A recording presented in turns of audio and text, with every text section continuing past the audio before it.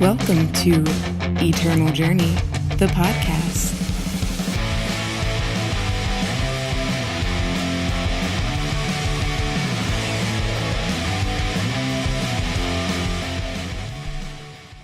What is up, everyone, and welcome back for another episode of Eternal Journey, the podcast that talks about all things eternal with a focus on limited play. I'm your host, Jedi, aka Caesar the Crowd Pleaser, and today for episode 18, we are going to be finishing off our set review segment on Dark Frontier Set 6 with the rares and legendaries. Hopefully you guys trusted the overly lengthy last episode, finishing off at 3 hours and 1 minute for the commons and uncommons. Like I said, I'm trying something new and putting those two together and then putting these two together. So let me know what you think in the comments below. First things first, want to go ahead and mention our YouTube channel where you might be watching this live on video, or not live, but in the video format where you can see the cards up on the screen. This is EJthePodcast on YouTube. That's right. Search us. You can see all kinds of great content there from me, like draft videos, sealed videos, constructed videos, you name it, Forge, and possibly a beginner segment as well as Singleton. Next up is you can catch me streaming live at twitch.tv/Jedi_EJ, where I stream every Mondays, Tuesdays, and Saturday mornings. That's pretty much it. Don't have any great sponsors or anything crazy like that just yet. So yeah, definitely check me out. Really appreciate it. If you guys like this stuff, by all means, hit a like and a subscribe. It goes a long way towards helping me continue to make this content and growing the channel.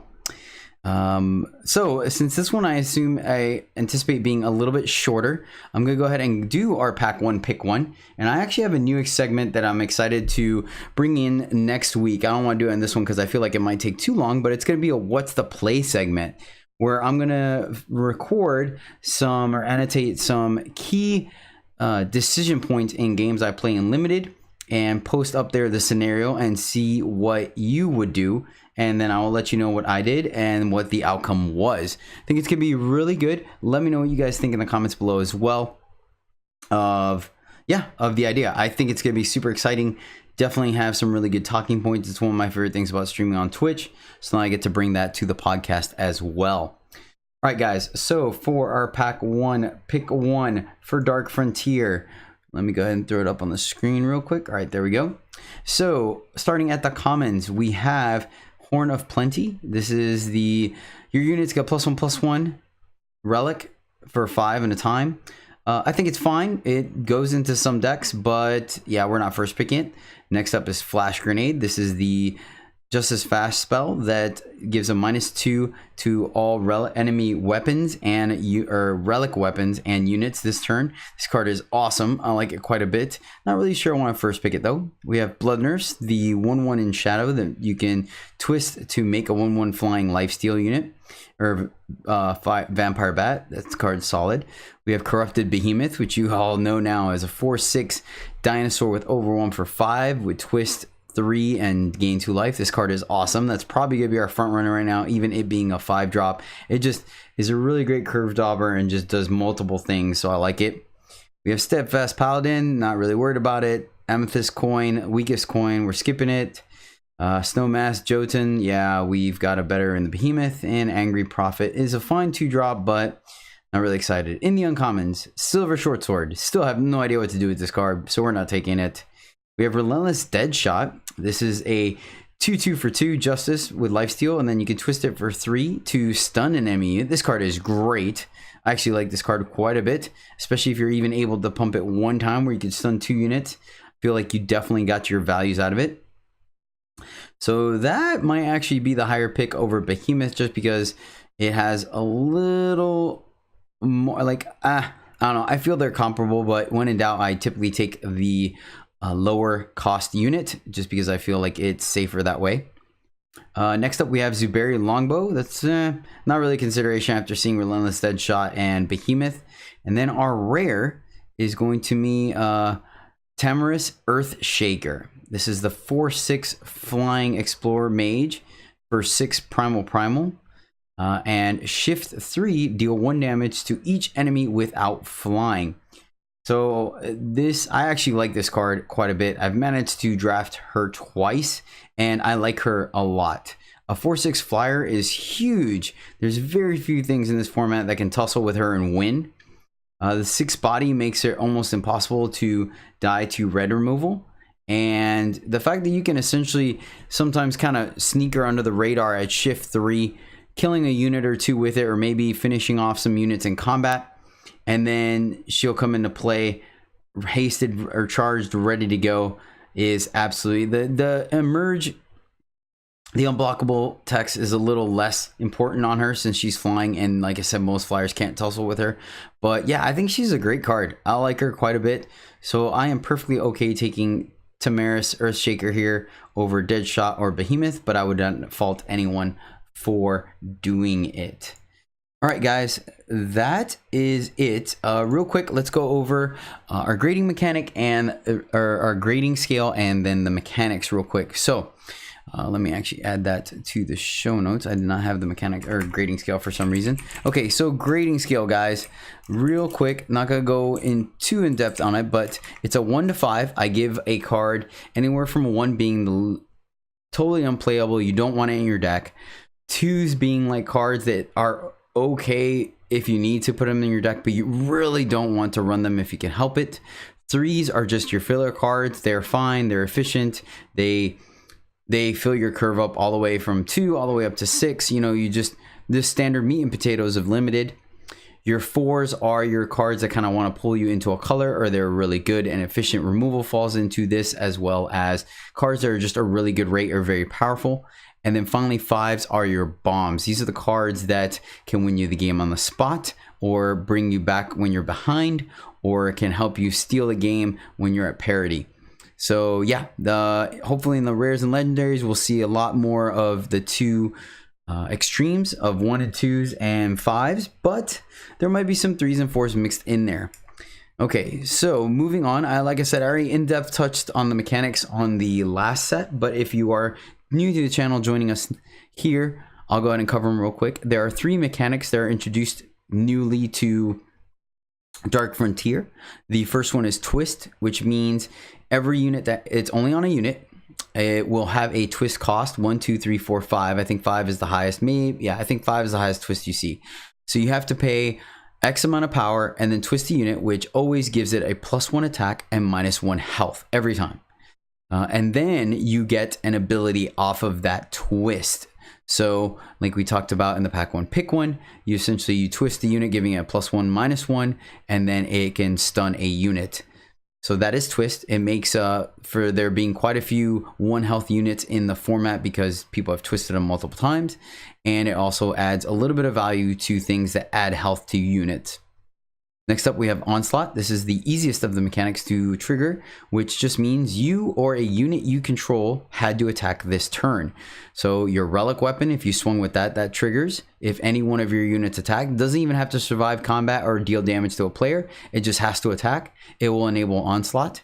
And or you can use killer effects to trigger Onslaught. And then you will get an ability, whether it's a static ability or a spell or something of that nature. And finally, we have Shift, which things have a shift cost, and it's only on units once again. And any shift cost, it could be more expensive, less expensive. Sometimes it has an ability attack onto it, sometimes it does not, like we saw our rare. But any shifted unit will enter the battlefield in like a stasis type place with 3 tick marks on it. And while it is in stasis lock, so to speak, it cannot be targeted by pinpoint spells on either side of the board. So weapons, buff spells, kill spells, all that does not work. It can be hit or affected by sweepers. So something that deals damage to every unit will work. And then they, one other thing, and their static abilities will work. So if they have, for example, all units get a +1/+1, then it will immediately take effect as soon as it hits the board, even if it is in shifted. And then at the end, when the final tick mark wears off, the third turn, it will emerge, which is the keyword for that. And that means it's already in play, so it comes out of the shift state, and you can attack with it. It can be targeted, etc., etc., and it gets unblockable for the turn. All right, guys, that is going to do it. So let's go into our main topic, which is the rare and legendary set review. So real quick, as usual, I want to start off with the multi-faction and neutral colored cards. I want to make sure I include the neutral faction cards because I almost missed that. So pretty much this set, they really wanted to focus on 1 and 2 colored decks. Wanted to move away from our tri-faction sets that we were just in with Defiance. So we have our smugglers. This is the other set of smugglers that we are missing. So we have the Praxis. We have, and I'll lightly go over them real quick. We have the 2/3 Praxis is fire time for a 2/3 with charge, and then obviously you get a card from the black market of time or fire. So all of them have that ability. I'll go ahead and shortcut that and say whatever 2 factions they have for that smuggler, you are able to place a card in the black market, which means it is a one of. It is not included in your deck at all. You can swap a card from your hand with a card from your market of those respective factions. Okay, so once again, the Praxis is a 2/3 charge. They're all 3 cost. The Stone Scar, which is Fire Shadow, is a 3/2 that has Shift 3. So it just decides on whether you want it on the board or if you want to protect it. Pearl Abbey Smuggler is the Time Justice 2/1. When you play a spell, Pearl Abbey Smuggler gets a +1/+1. Rhyme Conclave Smuggler is the Huru or Justice Primal, and it has Onslaught. You and the Smuggler get Aegis when it's triggered. And the film Primal Shadow is a 1/4 Berserk. Yeah, so I gave all the smugglers a 4. Reason being is I think the fact that they are able to add additional cards to your deck at minimal expense is absolutely fantastic. It allows you to take more niche or less good or efficient cards during your draft and still add them to your deck without throwing off your ratios. Early in the game, you can sometimes get a power if you were able to pick up an extra one, or late in the game, you could swap your additional power for a more useful spell or something very niche. For example, all the fire ones can get a meltdown type card from the market. That way, you don't want to put a destroy only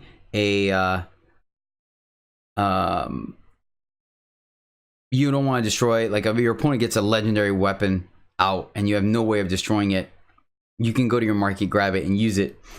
But since there's so many corner case scenarios, and in general, people aren't going to have a weapon that you specifically want, a card that does nothing but destroy it in your deck, you're able to play that less optimal card in a fashion where you have access to it when you need to. So yeah, the merchants are a 4. They are one knock on them is the fact that you have to kind of commit a little bit to 2 colors. But that being said, there's absolutely nothing wrong with potentially splashing a merchant.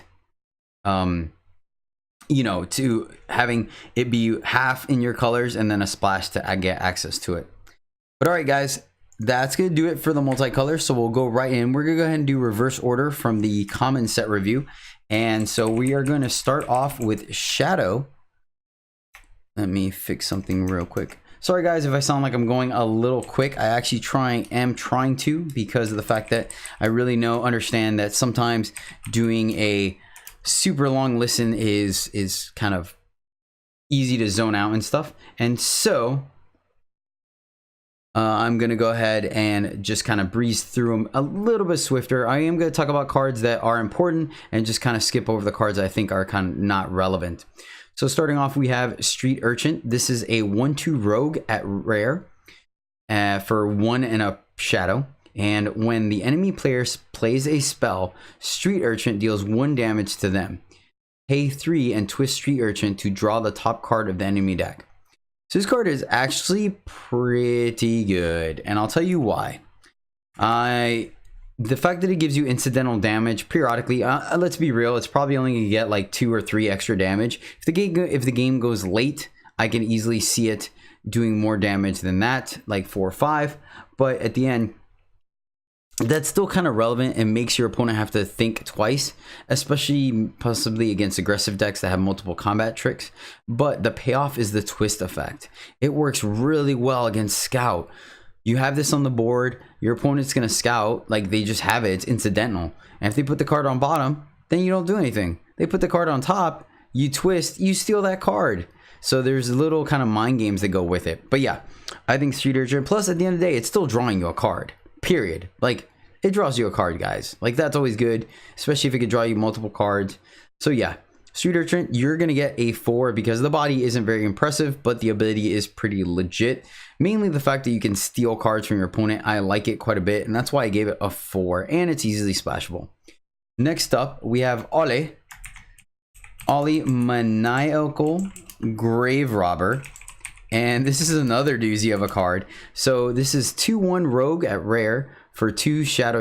It has Deadly and Quick Draw. So straight up, right off the bat, this guy's going to trade up for something on defense, and it just gets in there. Nothing can kill it on attack. It has Shift 4. When one of your other units dies while Ollie is shifted, give it Void Bound, and Ollie gets its attack and health. Yeah, this card is really good, guys. Really good.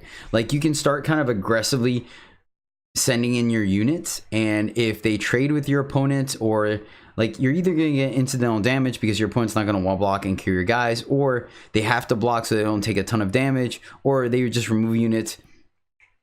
This guy having 3 turns to potentially get bigger. Like, if a 3/3 dies, he's a 5/4 quick draw deadly. Like, just put that into perspective. And if 2 1/1s dies, he's a 4/3 quick draw. Yeah, Ollie's really good. I like him. You can still play him on 2 or 3, and he does fine work on his own. So yeah, I'm giving Ollie a 5. I like him. I like him quite a bit. I mean, late game, I mean, yeah, it just is what it is. All right, and moving right along, guys, we have, let me make sure it's all in context. There we go. We have Linva. Let me see if it, there we go. We have Livia Hexweaver. This is a 3/2 Elf Shaman at rare for 3 Shadow. She has Lifesteal, and and units with endurance can't block. Okay, trying to think. I don't think that plays that big of a role. It's a little more of a constructed thing, but it does come in handy every once in a while unlimited. I just don't see a plethora. You know, we don't have infused guardians anymore where everyone's running them and stuff like this. The only main thing that comes to mind is the 2/3 Injustice, but that's not a relevant body. Excuse me. Onslaught. Play a 1/1 or -1/-1 disfigure on an enemy unit, and each enemy unit with the same name. Yeah, this card's just fine. It's okay. I'm not super high on it. I think it's pretty, but it's serviceable. I mean, a 3/2 lifesteal is fine. So I'm giving Livia Hexweaver a 3. I think it's a fine filler just on your curve. You're not really building a deck around her or anything like that. Next up, we have Sinister Design. This is a fast spell at Legendary. So let's see what we get. 3 Shadow. Sacrifice a unit to create and draw a 10/10 Sewer Kraken. All right, let's go ahead and see how much the Sewer Kraken is. The Sewer Kraken is 7 for a 10/10, but it has Shift 3. Each player discards the top 5 cards of their deck. Yeah. This card seems pretty good. Yeah, you play this on 3, sack your 2-drop or your 1-drop. Then the next turn you shift this, and then on turn 6 they're gonna have to deal with the 10/10, and your the mill is kind of whatever. Yeah, I like Sinister Design. I like it quite a bit. I'm gonna give it a 5. I feel like just a 10/10 is gonna be hard to deal with. And if it does, like, I mean, yeah, it could just easily win you the game. It's going to trade with a lot of units. I think this card is kind of strong. It is costing you a card, and then you're milling 10. But still, like, you're going to get in for 10 for sure with the shift. Because I don't really see you paying 7 for it. And if you do, that's fine anyways. You're still getting up on stats. Yeah, I like Sinister Design. I think it's a fun card. I'm going to give it a 5. Next up, we have Vishni, right? Let me put an extra I in there. Vishni Lathrai High Blood. All right, this is a 3/3 Elf Serpent at Legendary for 3 Shadow. So a lot of Shadow influence here, requirements. It has flying, so that's solid. I like that. Infiltrate, steal the enemy void. Jeez. I mean, in a deck with Dark Returns and Umbran Reaper or whatever, the guy that you know has the Dark Returns slapped on him. Yeah, that's infiltrate. Yeah, and then Shift 6, play 3/2/1 Dark Elf. Yeah, Yeah, all right. Yeah, this card's just a 5. Whatever. Like, baseline, it's a 3/3 flyer for 3, which is already great. If it happens to get in there, you could steal a handful of cards from your opponent in the color that can essentially get them out of the void. And if not, you at least stop your opponent from using them. And then if you shift 6 late game, you get a 3/3 flyer late, but you also get, what, 6/3 worth of stats across 3 bodies? Yeah, this card is good. It can chump block it. Yeah, I like it. All right. That card's just busted. I'm excited to play it. I mean, granted, it is vulnerable to removal. It is just a 3/3, but I mean, the upside's there. It's good enough. I'm giving it a 5. All right, guys. Next up, we have Dizzo's Racket.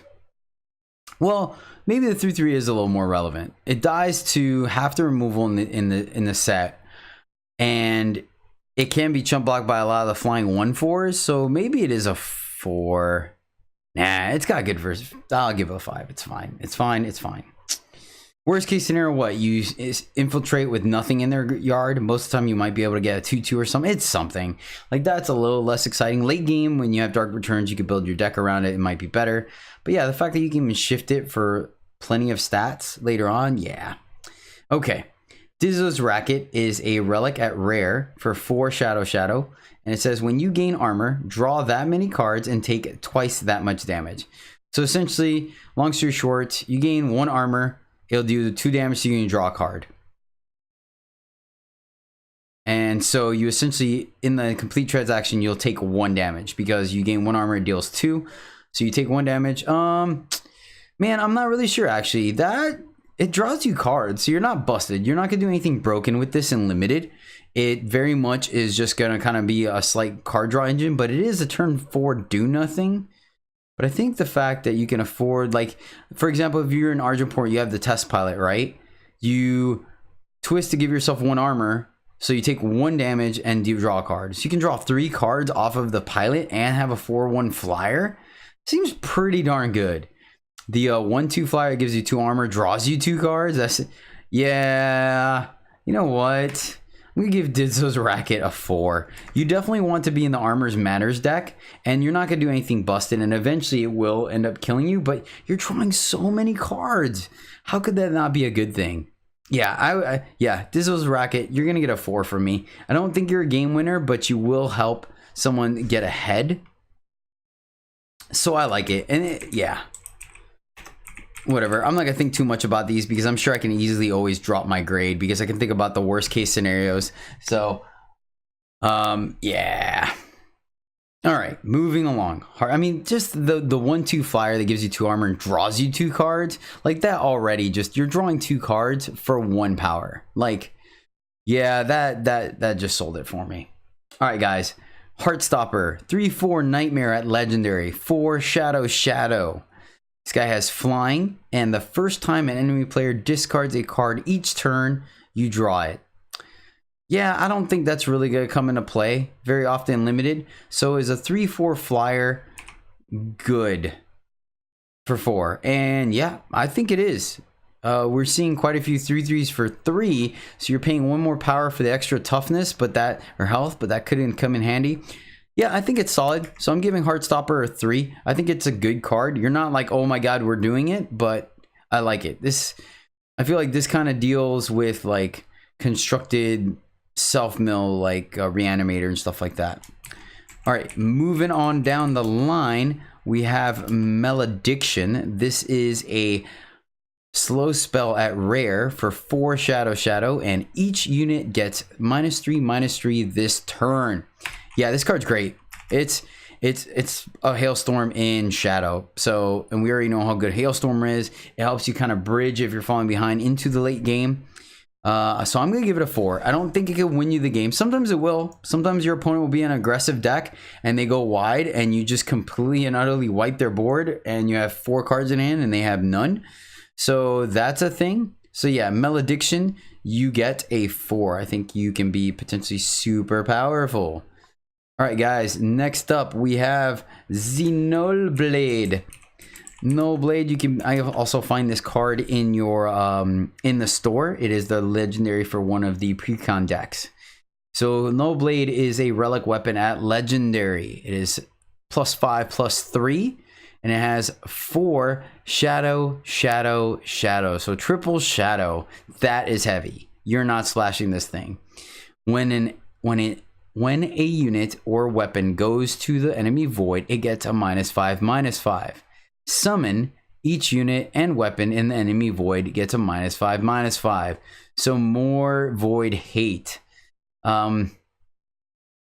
I think that will occasionally come into play in limited, primarily just against shadow. So that is a minor upside. But are we okay with a 5/3 weapon for 4?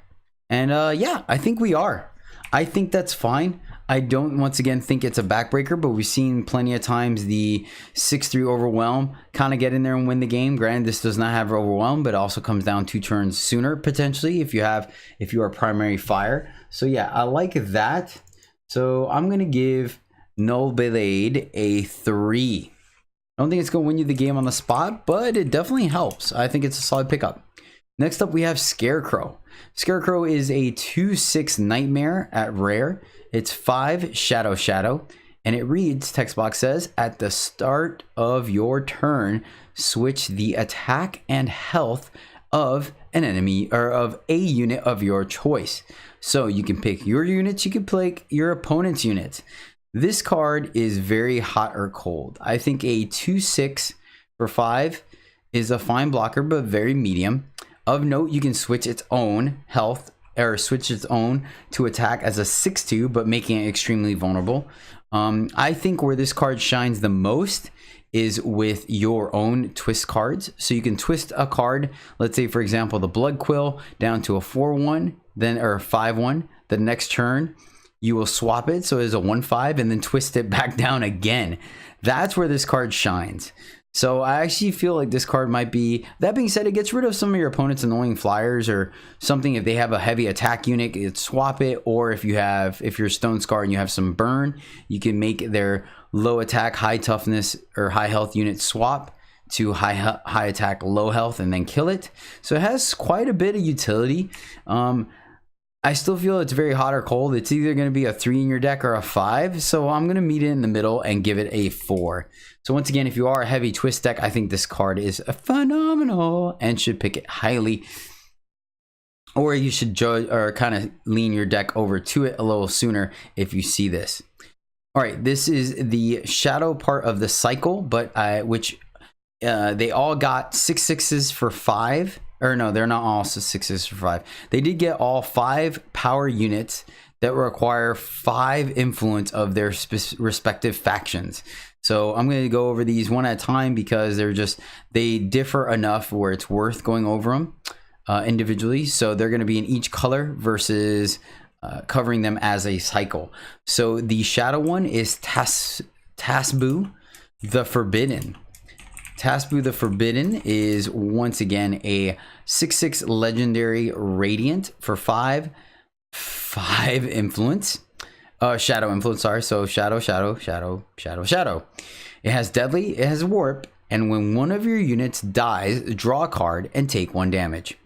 Yeah, so the same thing that made Dizzo's Racket really good makes Tasbu really good. You get a 6/6 body for 5, which is already great. It has deadly, which means when they try to double block and stuff like that, you're just going to take them out anyways. And the fact that later in the game, you can sacrifice your tiny units, make unfavorable blocks or attacks to draw cards at the cost of 1 life, really will help put you ahead. I think this card is awesome. That being said, if you see this in pack 4 and you are not in that faction or you're splashing that faction, you are not playing this. So that is a consideration. But if you open this up, I think these cards are plenty powerful to want to push you in those colors. This one, especially since it draws you cards. So I'll give Tasbu the Forbidden a 5 if you get to open it in your first pack and can better steer your draft around it. All right. Next up, getting close to the end here, we only got about 5 left in Shadow. We have Unspeakable Torment. This is a legendary relic for 5 Shadow. And it says, at the start of your turn, sacrifice Unspeakable Torment to deal 13 damage to yourself. Then deal your health in damage to the enemy player. I mean, I guess this thing's a kill spell, but like you have to already be ahead. You know what I mean? Like, yeah, no, this is some kind of constructed like build around thing or something like that. Like it's a finisher, but you deal 3 damage. So if you're at 15, you're only gonna do, you paid 5 to do 13 damage to yourself and deal 2 to your opponent. Yeah, no. This card is just very interesting. Though the face, the girl in the artwork is definitely enthusiastic. There is for sure. Looks like she's about to cut her face, I think, or something like that. But she's happy about it. So, all right, Unspeakable Torment, you get a 1. Let's move on. Hostile Takeover is next. Hostile Takeover is a curse at rare for 6 Shadow. It says steal an enemy unit that has 4 attack or less. I think the fact that it's permanent makes it go up in value. It is not a madness. It is better than that. That's why there is the attack limit or attack limitation on it. So you can't just steal absolutely everything forever. But you can get a good flyer. You can get, forgive me. You can get a twist unit. You can get a deadly. Like there's a lot of things this thing works. Of note, it can be negated by a pump spell. So keep that into consideration. You typically want a unit. Do it against a unit you have to answer or when your opponent is tapped out. So yeah, I like Hostile Takeover. I think it does things. It is quite expensive at 6, but I think the fact that you are gaining a unit permanently really goes a long way. So yeah, I'll give Hostile Takeover a 3. I think you're not super picking it early or anything, but I think if you see it mid-pack, you're happy to grab one. All right, moving along, guys. We have Inevitable Horror. This is a 5/5 Nightmare at Legendary for 6 Shadow. It has flying, so that's great. 6 power for a 5/5 flyer is great. And summon, kill each shifted unit. Yeah, sure, why not? Like, I mean, this thing's a house, right? I don't think it's gonna this is good in the sense that it's a big flyer. It's going to have some incidental value later in the game. You're able to kill 1, maybe 2 shifted units. So I do like that about it. But typically just sorry, I have no idea why I'm yawning. Anywho, it's the middle of the day when I'm recording this actually, which I think is kind of funny. So anywho. Getting sweet water, stay hydrated, my friends. Yeah, I think Inevitable Horror is a solid pickup. I think it can help break parity. Obviously, if you're ahead, it's just going to win you the game. When you're behind, it could be a crucial blocker, and maybe get some value if they have, like, for example, a Tremor Shocker or something shifted to try to get in 6 damage in your face. You can kill that, so that's always nice. Then I call that a win. So you're getting a 5/5 flyer and like a cut ties. So yeah, I'm giving it Inevitable Horror a 4. I think it is definitely above average.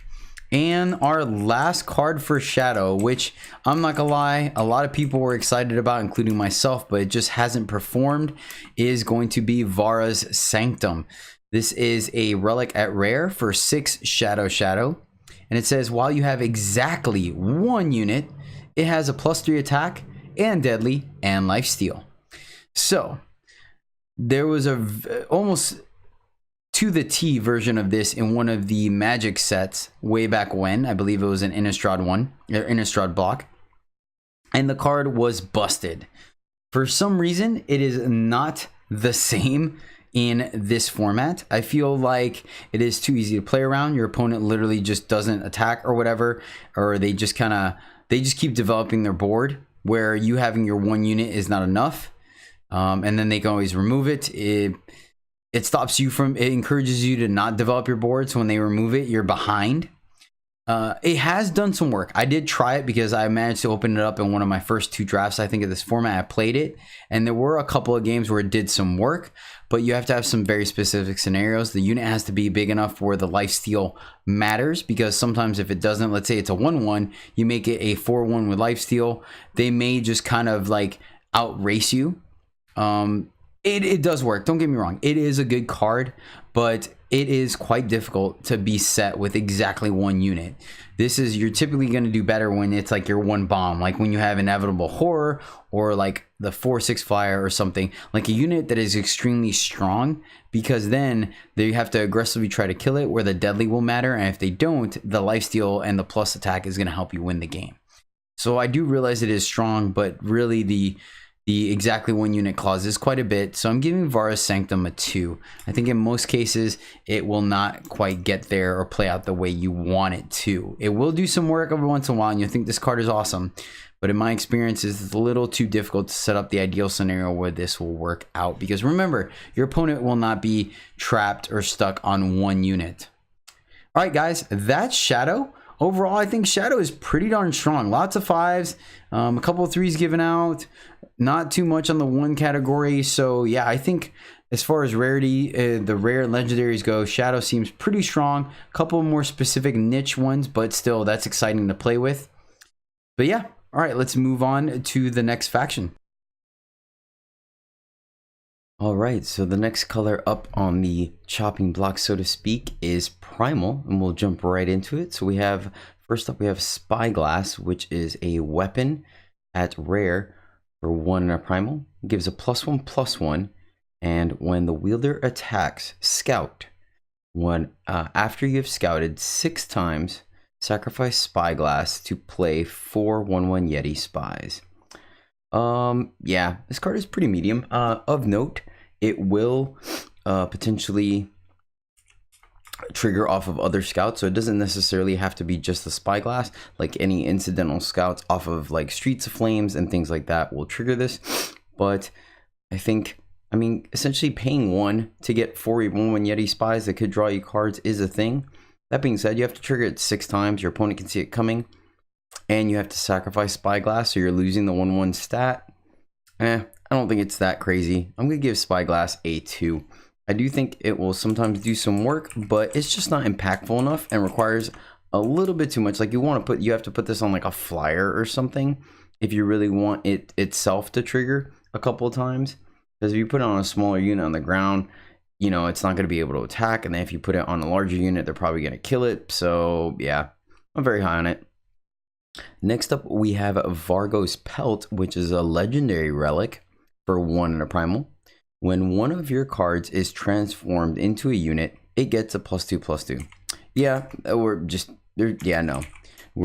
like 2 cards in the set, I think, that potentially in limited, one being a rare that could transform units. There are some other things, but it's such a corner case. Your opponent has to be playing something that does it. Most of it is in Primal anyways. Yeah, no.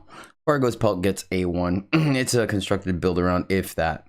All right, next up, guys, we have Ice Bolt. This card has seen a lot of hype, both in limited and constructed. This is a fast spell at rare for 2 in a Primal, and it says deal 7 damage to a unit. Its owner plays a sigil of their choice from their deck depleted. Yeah, this card is awesome. It's a fast spell. It's very cheap removal, and in limited, it pretty much kills everything. I think there's very few things without modifications, like a weapon or something, that can survive through an Ice Bolt. And so 2 power to kill pretty much absolutely everything. And in most cases, the extra sigil is not going to come into play. Yeah, Ice Bolt is awesome. It is easy splashable. You will pick this highly. So I'm giving Ice Bolt a 5. Way to go, Ice Bolt. All right. Funny story is I just crafted 4 of those like earlier this week. And I opened, I think, 2 up in my draft rewards. So yeah, fun. All right, next up we have a Royal Decree, which is a slow spell at rare for 2 in a blue. Transforms a non-power card in enemy hand into a Seek power. Onslaught, transform each other copy in their hand and deck. So the card isn't bad, just because you'll get to essentially get rid of a card in their hand, especially if you play this early and they have, you know, like it's all right. I don't think it's exciting. I'm going to give it a 2 because it does do some work. The onslaught trigger is less important in limited unless you kind of get lucky and get one of their commons or something like a flyer, and they have a couple of them. But yeah, so either way, it still gets a card out of their hand, so you can play this in your deck and not feel bad about it. I'm giving Royal Decree a 2. Next up on the list, we have Crashing Avalanche. This is a fast spell at rare for 3 blue blue. It has warp and deal 4 damage to each enemy unit and sight that was played this turn. I think this card's okay. It is kind of conditional removal because you have to have the 3 power up. They have had to play a unit this turn, and this unit has to have 4 health or less. Rarely do I ever think this card is going to land more than 1 unit, mainly because of the fact like they have to play something with like play it with like a twist or a card that makes more than 1 unit. So you're still just kind of nabbing 1 for 1. But I mean, it will kill some things. I think it's a less good lightning strike. So I'm actually, I mean, you could always leave it up and just kill something maybe. So sure, I'm gonna give Crashing Avalanche a 3. I think it might actually be at a 2's level just because of the situational part of it.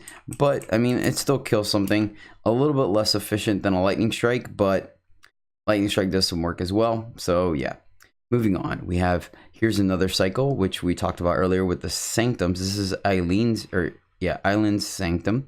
This is a relic at rare for 3 blue blue.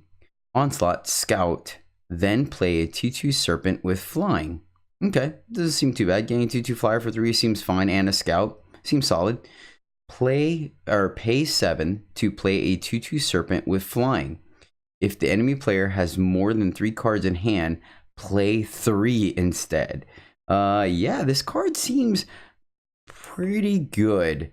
I think it could definitely take over a game in a stalled board state. I don't think it's going to quite help you if you're behind, unless you're able to trigger. I mean, it's still 10 power to get this into play, get your 2/2, and then Scout or the next turn. Essentially get your 3 2/2s, so you're getting 8 worth of power for 10. But I mean, the fact that you're able to make a 2/2 every turn could be relevant. You know what though? I was gonna give it a 5. I'm gonna give it a 4 because I think it might also be too slow. I'm just thinking of Frost Houseman, where we all thought Frost Houseman was too slow, but there were plenty of times where Frost Houseman did some work, and this is right about there, maybe. So yeah, I'll give Aileen Sanctum a 4. I think it's a solid pickup, and I think it will do some work. All right, moving right along, guys. We have, hold on, let me write it and read the name. We have Laria, Larai,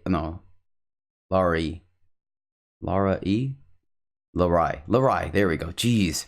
Larai the Appraiser is a 0/6 Explorer at Legendary for 3 and a Primal. The enemy player can't attack with relic weapons or activate relics. Okay. Pay 3 and twist Larai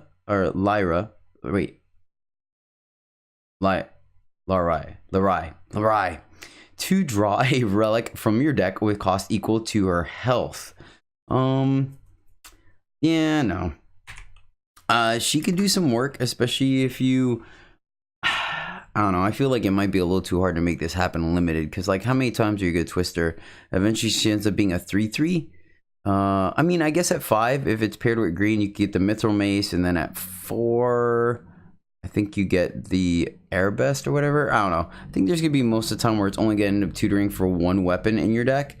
And I mean, granted, the ability to shut down your opponent's stuff is kind of relevant. So the body's okay. I mean, you are getting a 0/6 for 3. That can do some serious blocking. So I'm gonna give Larai the Appraiser a 3. I don't think it's backbreaking, but the card will do some work in the right deck, especially if you can take her early and kind of take a few picks to favor her. Next up, we have a Thudrock's Masterwork. This is a sight at Legendary for 1 health, or 1 whatever it has. 3 primal. Your Yeti and Snowman have +1/+1. Okay. And Thudrock's agenda is Jump Kick, +1/+1 flying, Snowball, deal 1 damage, and fend off, stun a unit. I believe in Scout as well. Let me double check real quick.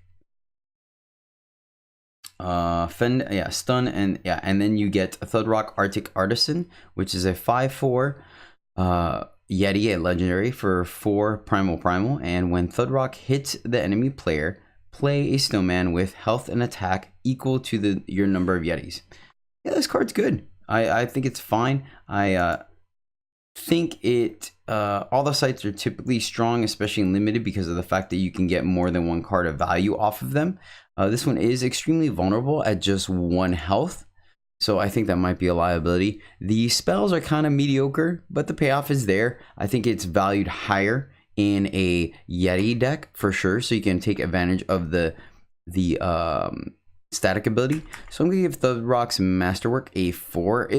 Plus it will also make your opponent kind of change their play style, which I think there is a little bit of credit to that, where they might make some slightly unfavorable attacks to try to make sure that this gets off the board.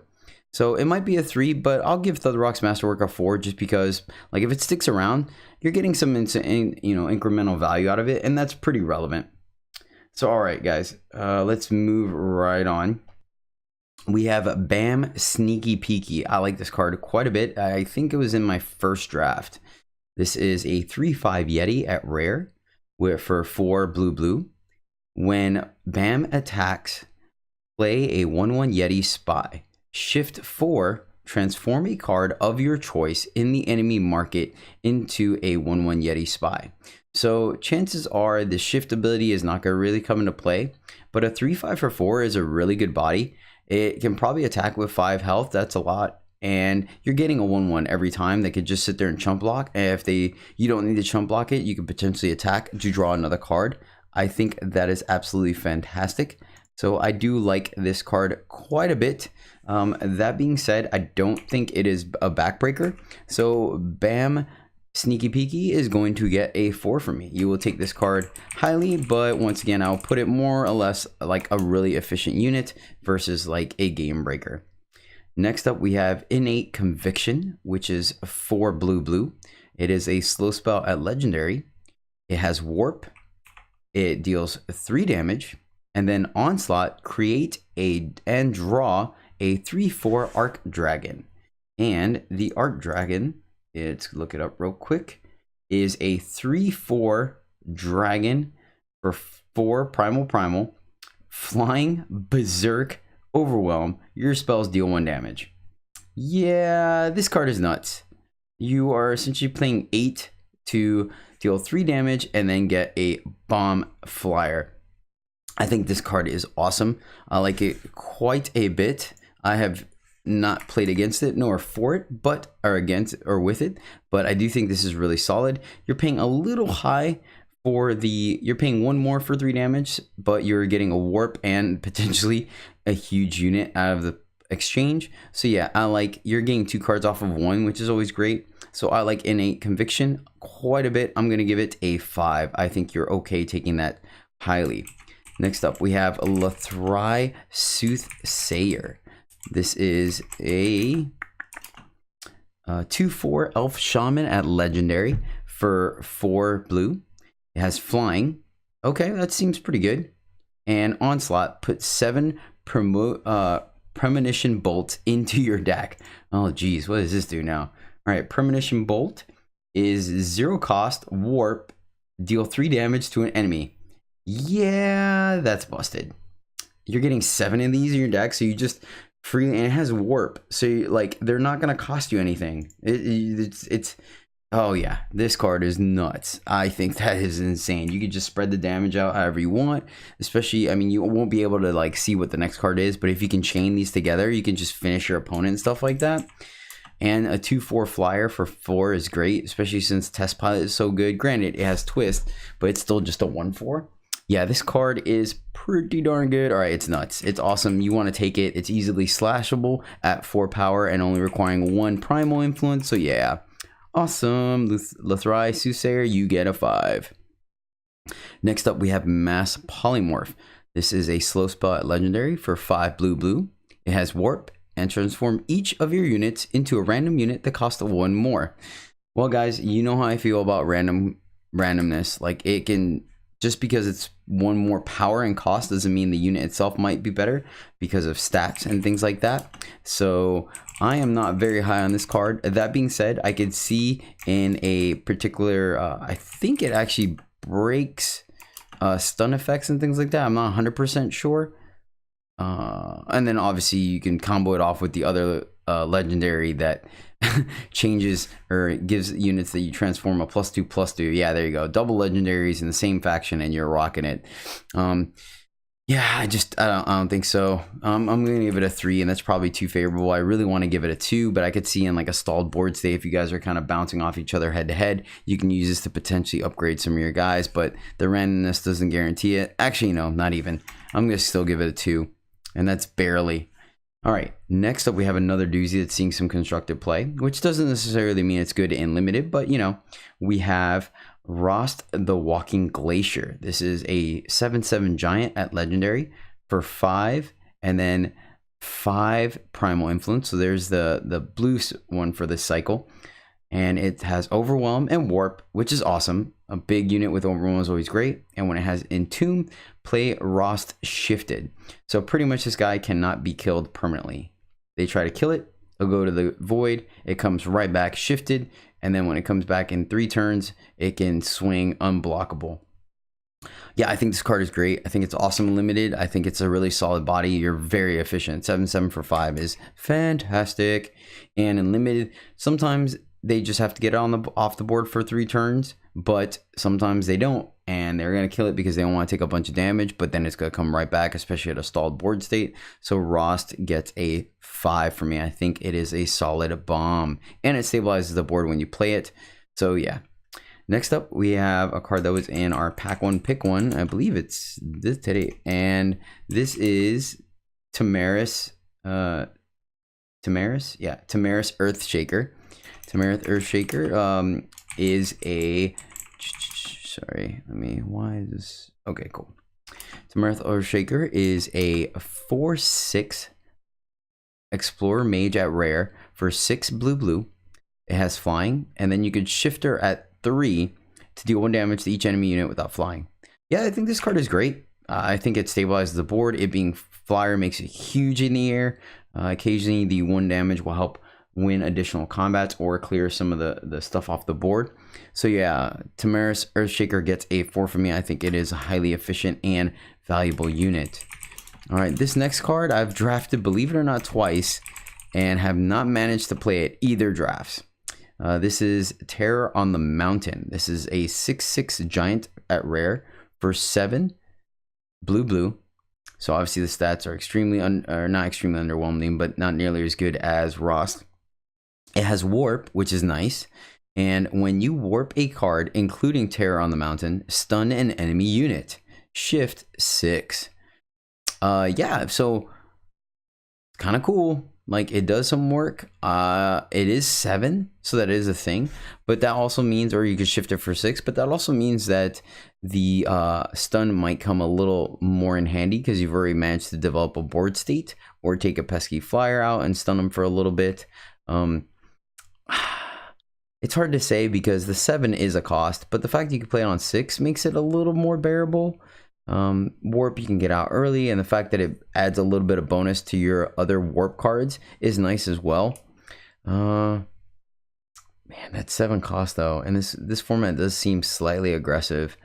I think I'm gonna give it a 3.5, and it's only because of the fact that the 7 cost is a thing. Especially, it's hard to give it too high of a rank, especially when we just finished reading Rost like 2 cards ago. Yeah. But all right, guys, that is going to do it for Primal. Primal seems a little bit better on the rarity, on the higher rarity cards than the lower commons or uncommons. In fact, some of these are just straight up bombs that I feel like win you the game. Especially, yeah, it's just awesome. I can't wait to play Soothsayer. Hopefully I can open her one time because that seems like a fun limited deck. I mean, you're going to have, you know, maybe 25, 27 cards left in your deck, and you just add 7 bolts to it. That seems really fun. But yeah, that is Primal, guys. Overall, not too bad. I still am kind of hesitant. I think I'd probably splash for the rares over really being in a solid, firm color, but that could change. Like I said, I've done 2 drafts with Huru, and it's performed for me. So, all right, moving right along.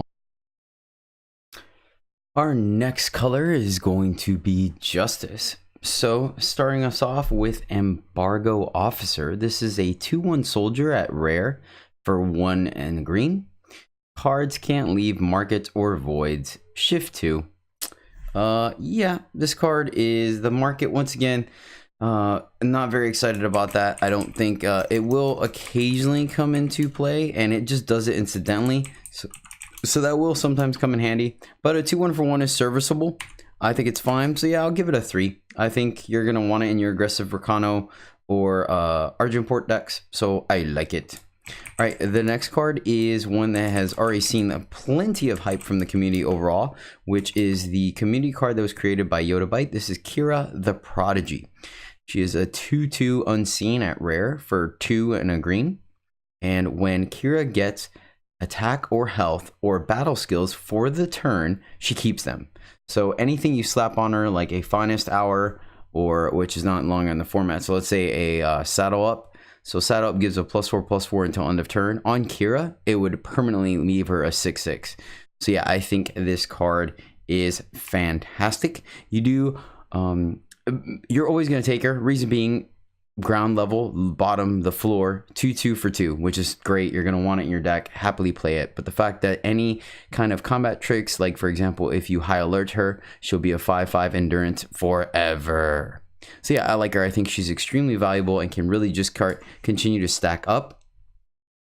So yeah, I'm going to give Kira the Prodigy a 4. I think it is a solid card to pull you in, because like I said, at the very least, worst case scenario, if you have no pump or don't see it from your deck, she is still going to be a 2/2 for 2, which is 100% serviceable for all you limited aficionados out there. All right, moving right along, we have another version of Seraph, Grand Strategist. This is a 0/5 soldier at legendary for 2 green. And pay 5 and twist Seraph to play a random unit with her attack and give it double damage. So you twist her once, she becomes a 1/4, and you play a 1 attack unit with double damage. Then you twist her to a 2/3, and you play a 2 attack unit with double damage. Shift her to a 3/2, and you get a 3. Yeah, I think she's awesome. And I don't think it takes much in your deck construction to do this, especially in the colors with like Test Pilot. So you'll immediately get a flyer that can get huge with double damage. Is awesome. There's plenty of 2-drops with like 2/4s and flyers and 2/5s and 2/1s and 2/2s. So that's easy. And 3 as well.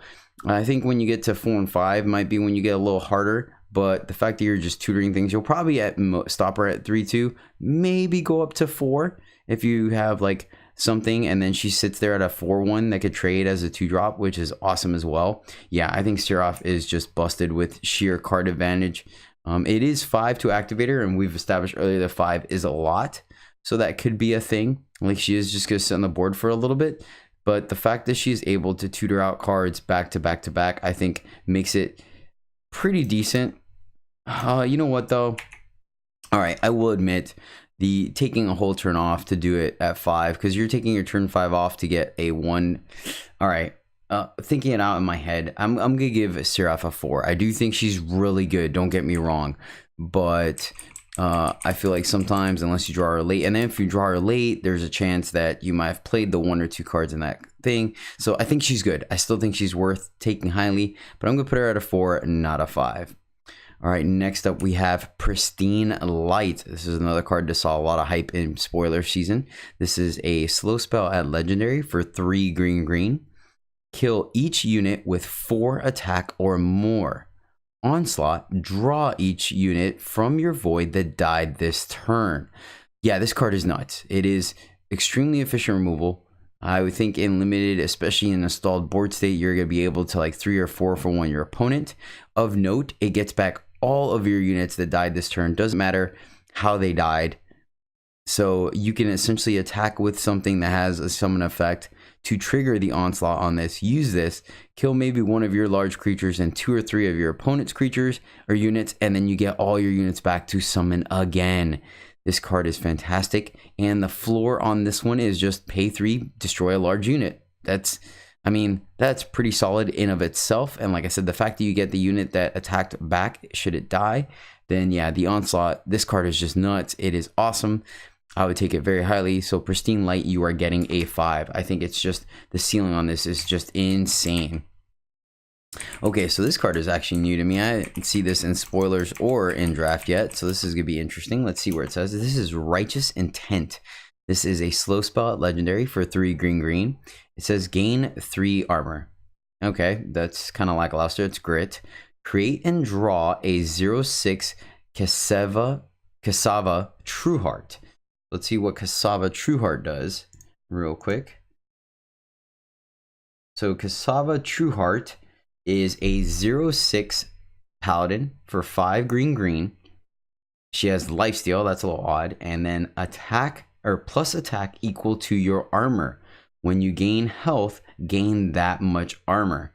So you're gonna get a 3/6 with lifesteal, and then she fuels herself. So if she blocks, you're gonna gain 3 armor, gain 3 health, and then she becomes a 6/6. Then if she attacks or blocks again, you gain 6 armor and 6 health, and she becomes a 12/6. That seems kind of busted. It's a little slow, but it might work. And then, you know, your Injustice that we've seen quite a bit of incidental give yourself armor, which can make her even better. That is 8 power total, though. I will say that. You have to play 3 this and then 5 to play her. But that seems pretty solid. Like, I mean, you're a little stuck if they have a flyer, so I guess that's an issue. Man, I'm not really sure where that sits. I think I'm going to give it a 4.5. Maybe a 4. Maybe it is a 4. I'm not really sure how this is going to play out. Like, I could see the nut draw in it, but then I also see you, like, playing Righteous Intent and then them playing a Streets of Flame, you know, and then taking your 3 armor, and then you're just going to get 0/6, which can block, but obviously 0/6 can't gain any life off that. So I'm not really sure where I put it. So I'm going to give Righteous Intent a 4 and leave it up to science. We'll see if anyone can give me some feedback on it, if someone's played with it yet or not, or if I get to play against it or with it to kind of make a better decision on it. Moving on, we have Tinker Enervator. Yeah, Tinker Enervator, which is a 2/4 Tinker at rare for 3 green. When a unit emerges or a unit with charge is played, it gets a -3 this turn. Huh. Yeah, I don't like this card. Reason being is it's symmetrical. So it hits both. It just says when a unit. It doesn't say yours or your opponent's. So your units get this the same.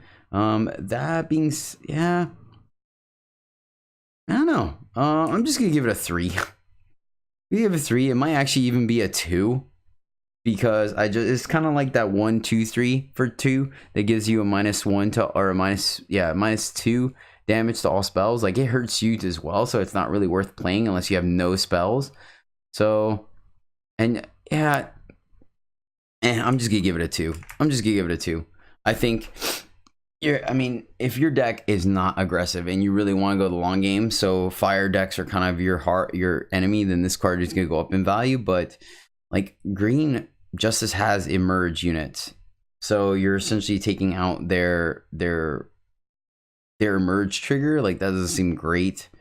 Yeah, and yeah, you could do better. All right, moving right along. I'm not gonna get too in depth about that one. It was just interesting for real. All right, this is another card that you can get in the pre-constructed packs, which is Copperhall Chancellor. This is a 1/1 Minotaur Mage at legendary for 4 green, triple green. When an enemy player can't copy cards, the enemy player can't copy cards or play units with the same name as another one of their units. Onslaught, attack and health equal to the highest attack among your other units. Okay, that seems a little bit better if you draw it late, like if you have 6/6 in play or 5 or 4/5 or something. This gets a +4/+5, so that seems a little bit better. It's kind of weird because like the Onslaught makes you want to play it later, so it gets a higher stat, but then the static effect makes you want to play it sooner because they have less likely a chance of playing both their units.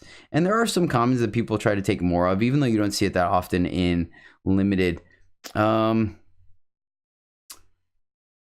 Yeah, I don't think this is kind of worth it.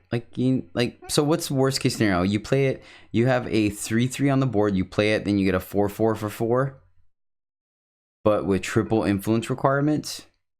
I mean, I think it's gonna end up just being serviceable. If it's a 2/2 on the board, you get it, it becomes a 3/3. That doesn't seem great. Yeah, I think this card is just going to be serviceable. I'm going to give it a 3 just because I feel like that onslaught trigger is what's going to... Oh, but the unit has to survive. Man, yeah. Yeah, I think it's fine. I think it's going to do some work.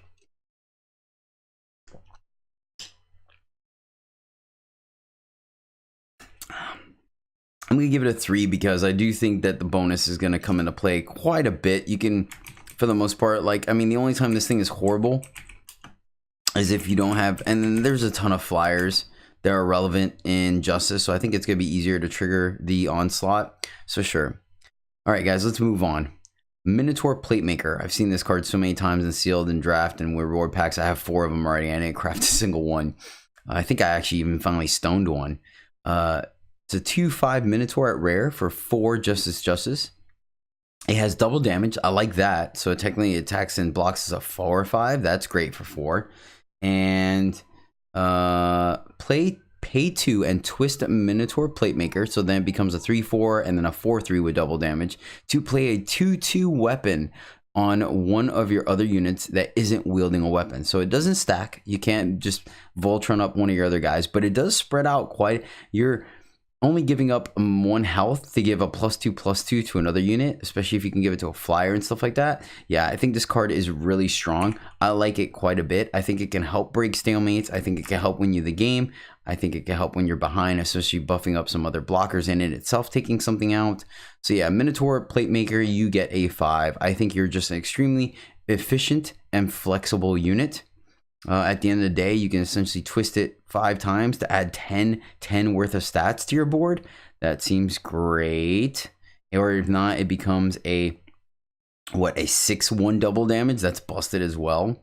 So yeah, I like Plated Minotaur. I like taking highly.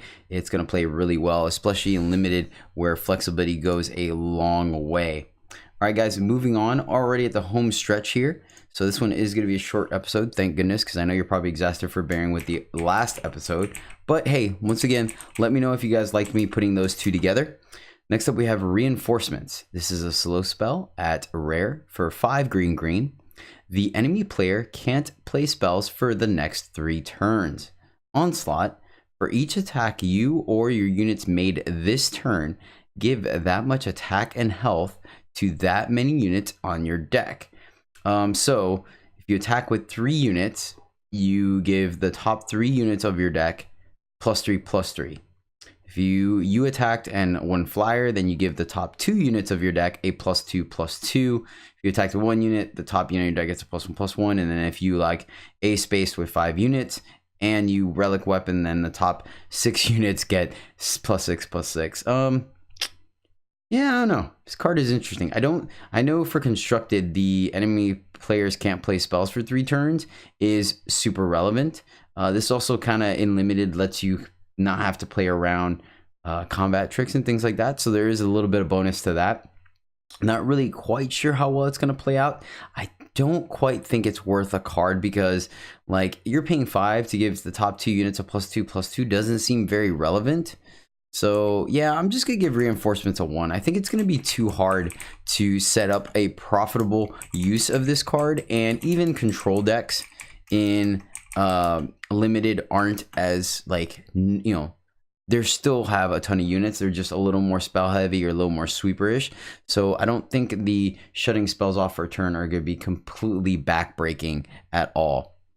So yeah. All right, next up we have the 5 influence cycle for this, and this is Siditi the Killing Steel. Siditi the Killing Steel is a 6/6 Valkyrie at legendary for 5 power and then 5 justice influence. And give me 1 second. Sorry guys. All right.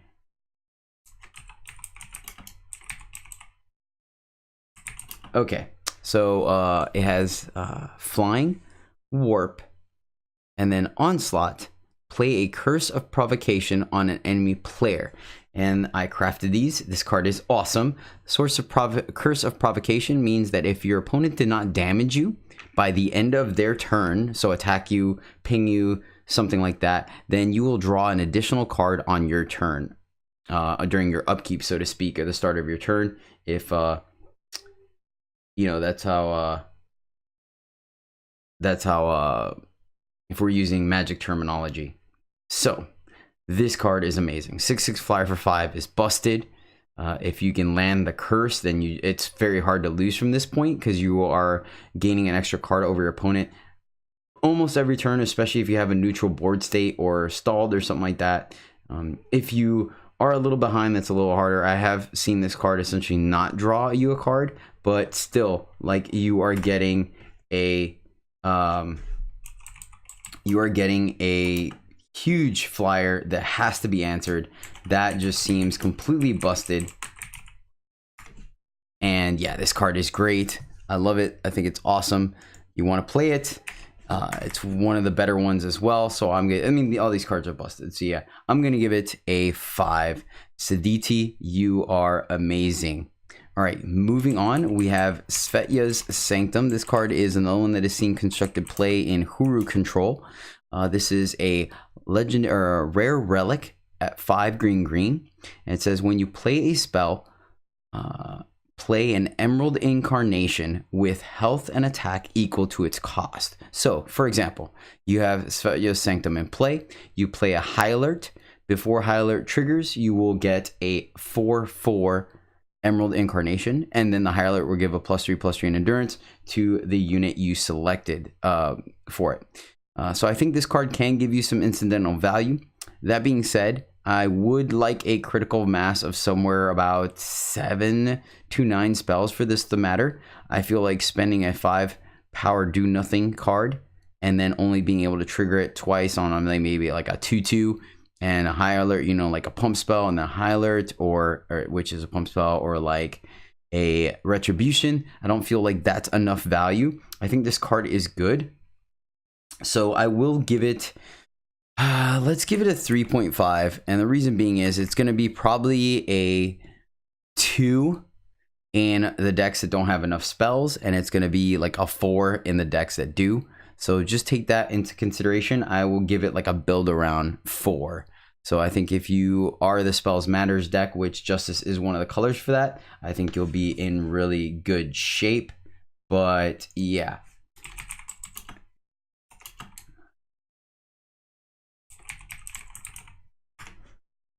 So yeah, cool. Moving right along, here's another card that we saw beforehand with the Huru site or the palace. This is Withstand. This is a fast spell at rare for 5 Justice, and it's give one of your units +4/+4 in Aegis. Yeah, this card is nuts. This card is super efficient. It wins you.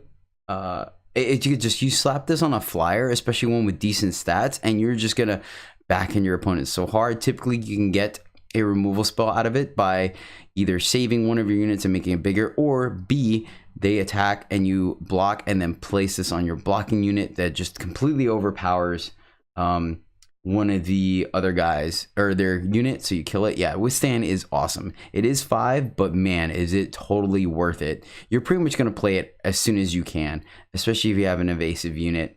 So leaving it up, the 5 power up, isn't really a thing. Yeah, Withstand, you're going to get a 5. I think it's very efficient and can really steal you a game. Like I said, if you put it on a flyer, they just have to answer it, and they have to answer it with 2 different things because it has Aegis. Yeah, Withstand, you are amazing. You get a 5. Take it very highly, guys. It is awesome. Next up, we have Nikos the Unifier. This is a 5/5 late mage at legendary. And this is 6 green is its cost. It has lifesteal, so that's solid. 5/5 lifesteal for 6. We've seen that before in the Shadow Captain. And summon all shifted units emerge. Yeah, I don't know how relevant that piece of text is going to be. I guess you can kind of sneak in there, especially if you're Combray or something like that. That would be a thing. but I think it's going to be more about just the 5/5 lifesteal. It's going to be incremental. The summon ability is going to be kind of incidental. So I'm going to give Nikos a 4. It's a solid unit. You're happy to play it. Like, I like to play the captain. I think the passive on the captain is a little bit stronger than this ability. But hey, I mean, like I said, you can sneak it, especially if you're playing Cobra and you have one of those big shifted units. You can sneak one in a turn or two before your opponent is prepared for it. That could mean a big swing. And you still have a lifesteal blocker back. Now notice this says all units, so it does shift your opponent's units. That's something to take in consideration. So that is why I'm going to give Nikos the Unifier a 4. All right, guys, last 2 cards. We're almost there. Thanks for bearing with me. We have Zulta Loyalist. This is a 6/6 Paladin at Legendary for 7 green. It has Endurance, and when you attack the enemy player with exactly 1 unit, it gets a +1/+1. So it is a 6/6 Endurance with the Paladin's Oath book attached to it. It has Shift 3, so that's really nice. I think this card is actually really good because remember I said when units are shifted, their static abilities still happen. So you can shift this on turn 3 and just attack, and it does some work. Like, it will pump the rest of your units, and then when it comes into play, it can start attacking. So yeah, that's pretty busted. I like this card quite a bit. I think it is good. So Zulta Loyalist, you are getting a 5. Happy friend. I think you are awesome. I look forward to playing with you. Next up we have, and last, my bad, Mask, because I have the merchants are on this list, but I already discussed the merchants before. So we have Secret Weapon. This is an 8/8 rare engine. And it is 8 cost, 1 justice. So yeah, you're just not doing that. It has Aegis, and it has Shift 2. So you can play this thing on turn 2. But here's the drawback. When the enemy player plays a unit, Secret Weapon takes an additional turn to emerge. So I'm going to give this card a 3. And I feel like I could give it a 2, but it might still be okay on a 3. And I'll tell you why. So if your opponent, here's what I've seen. I've had it played against me 3-4 times. And no, 3 times. And I've only had it come into play 1 time. And the 1 time it came into play was because we had a stalled board state with both of us kind of top decking. And they top decked the Secret Weapon. I think I might have actually still won that game, or maybe we were just losing. I don't remember. Maybe I had a flyer. I don't remember. But the other 2 times they played it, I literally just followed my curve and continued to play units. And the Secret Weapon never came off of shift. It stayed shifted the entire game. So I didn't even need to bother killing it. So yeah. I think I'm going to give it a 3. I think it is your personal discretion whether you want to play it or not. An 8/8 Aegis with 1 turn of unblockable is really relevant. I mean, that's a huge swing. But like I said, there are chances where it's just going to stay shifted for a long time. But eventually it will do some work. So that is why I'm giving Secret Weapon a 3. All right, guys, that is Justice. I think Justice is strong. I like it. There are some duds, but there are enough relevant bombs and new strong cards here to make it quite powerful.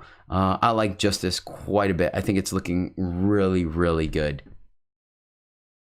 Okay, moving on to time. Starting us off, we have Aurelian Infestation. This is a slow spell at rare for 1 time.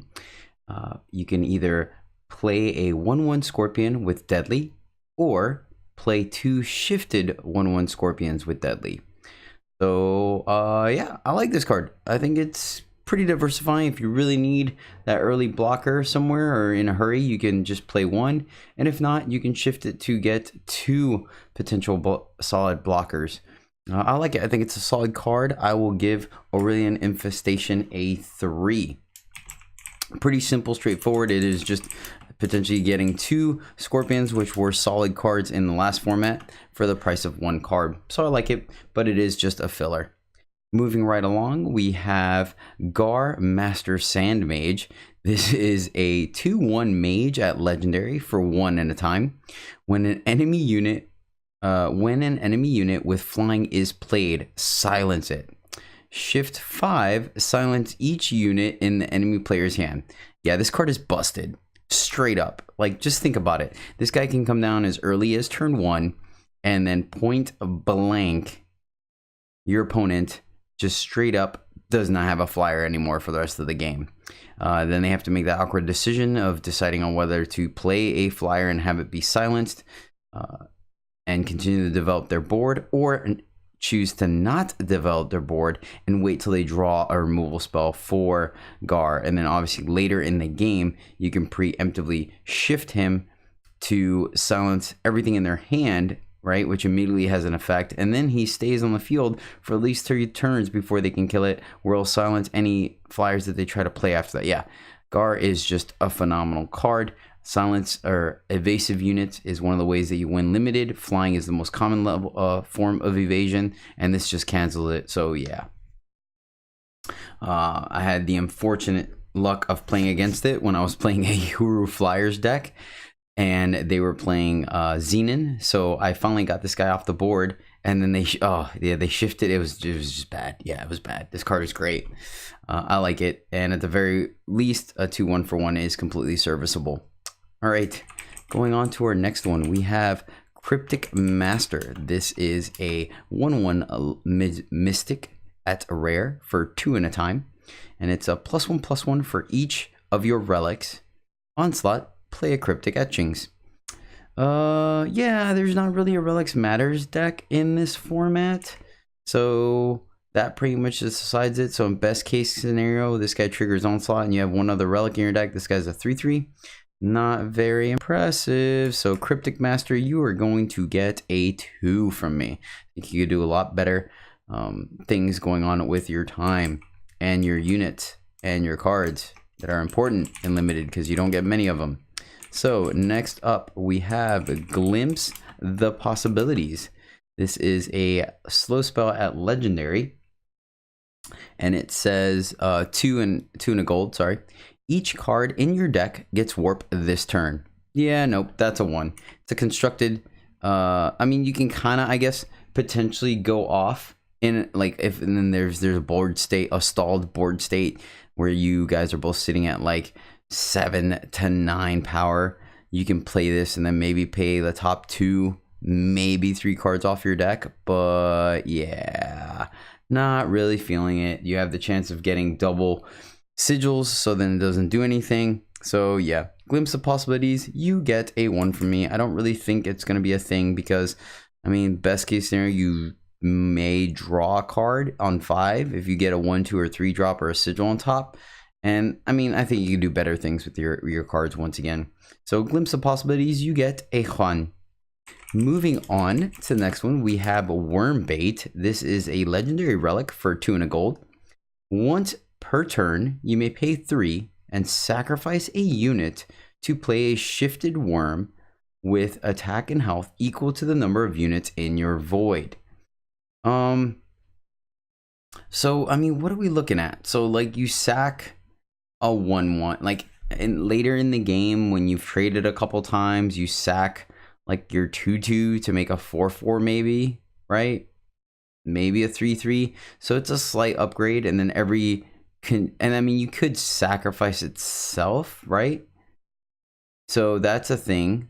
I guess that adds, right? Because you make 1 unit, then you sack that same unit to itself, or to it. So then like the 3/3 becomes a 4/4, 4/4 becomes a 5/5, and then you can start sacking like your small. Okay, I'm on it. I could see some things. It is really slow though, I will say that, but I could see the fact that you could sacrifice the way Eternal works, because of the fact that there are no token cards, because it's strictly an online game, means any units you create, like for example with Setya's Sanctum, those golems end up becoming a card and going to your void and counting. So this thing feeds itself as well. That actually ups it for me quite a bit. You know, you can even sack like the Scorpions and things like that, Explorers, little small units, to start upgrading them. And after about the 3rd activation, I think you're really starting to get your value out of it. So yeah, I could see Wormbait being pretty legit. It is slow though, so I will give Wormbait a 4 versus a 5. But solid. I'm interested. I want to play it. I think it'd be a fun game. Definitely try to make your game a little bit of a slower go wide or go long game type deck to make sure you can get the value out of Wormbait. It is 2 though, so there is a good chance you could play it and immediately activate it, which is a nice bonus. All right, next up we have Death Pit. This is a relic at rare for 3 time. All units have charge. All units, so it is symmetrical. I will give this card it's probably closer to a 2, but I might give it a 3. No, I am going to give it a 2. And I'll tell you why. If you are aggressive deck, right, and you are getting on the board ahead of your opponent, then like the charge kind of favors you a little bit because you are going to be more aggressive on top of that. You know what I'm saying? If your curve is lower. But the problem is that you spent 3 of your power. You spent a card out of your deck and your opponent gets to reap the rewards as well. So for example, let's say on turn 5, right, you play this and you play a 2-drop that didn't have charge. Now it does, right? Your opponent starts their turn and now they can play a 5 or a 6-drop depending on who has play on the draw, and that has charge free. So it's tough. Or maybe it's better if you're the bigger unit, if you're the bigger deck that has a giant dinosaur, so you take turn 3 off to play this, and your opponents could be playing like 2 2s and 3 3s, but then you're playing like 3 4s and 5 5s for charge. I don't know. I still don't know. So I'm gonna give Death Pit a 2. I don't think it's worth a card. It just isn't what I think it's gonna play out the way that people think it's going to. And there's something to be said for it when the fact that they costed it so low. Next up we have Kimmy Expedition Guide. This is a 1/4 Explorer dinosaur at rare, and it is 3 in a time.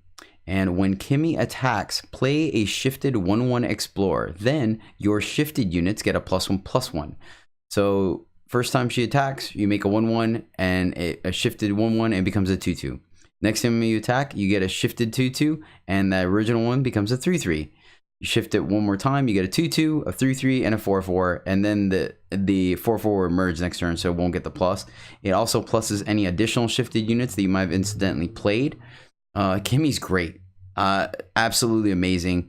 If you can get a couple attacks in with her and she starts kind of capitalizing, she could very much win the game on her own. And it is a 3-drop. It is a 1/4, so a lot of times you can just attack and they'll block, but still attacking still develops your board. And remember that all those explorers start to get emerge triggers, so they will get in there unblockable.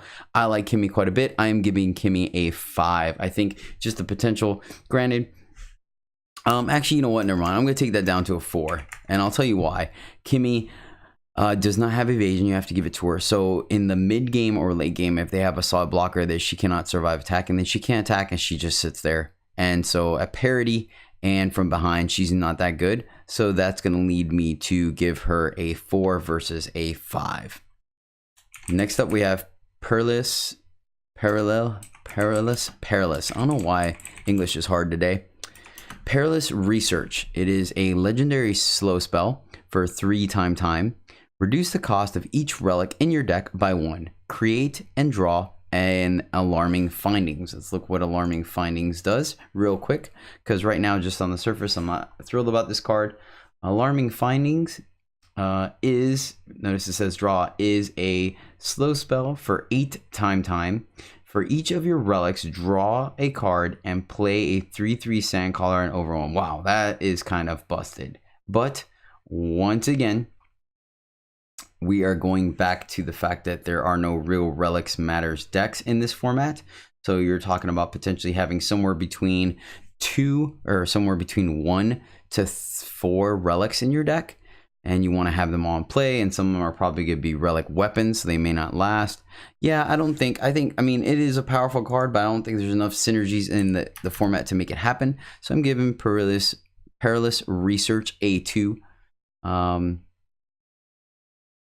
Yeah, I just don't. And then Alarming Findings being 8, that's pretty expensive as well.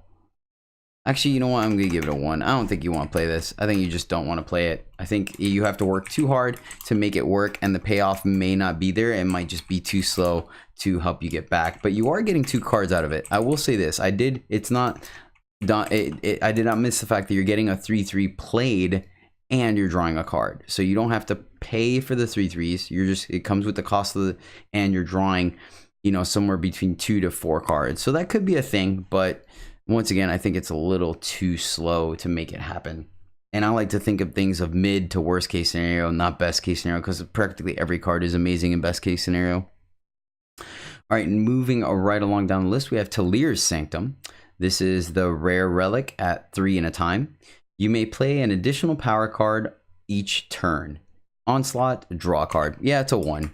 You're just not going to capitalize on this as much as you want, especially having it out in play. Like, you're going to get maybe 2 additional plays if you power out if you play it on curve. And yeah, that's just not good enough. Even drawing a card to replace itself, I don't think is a powerful enough effect.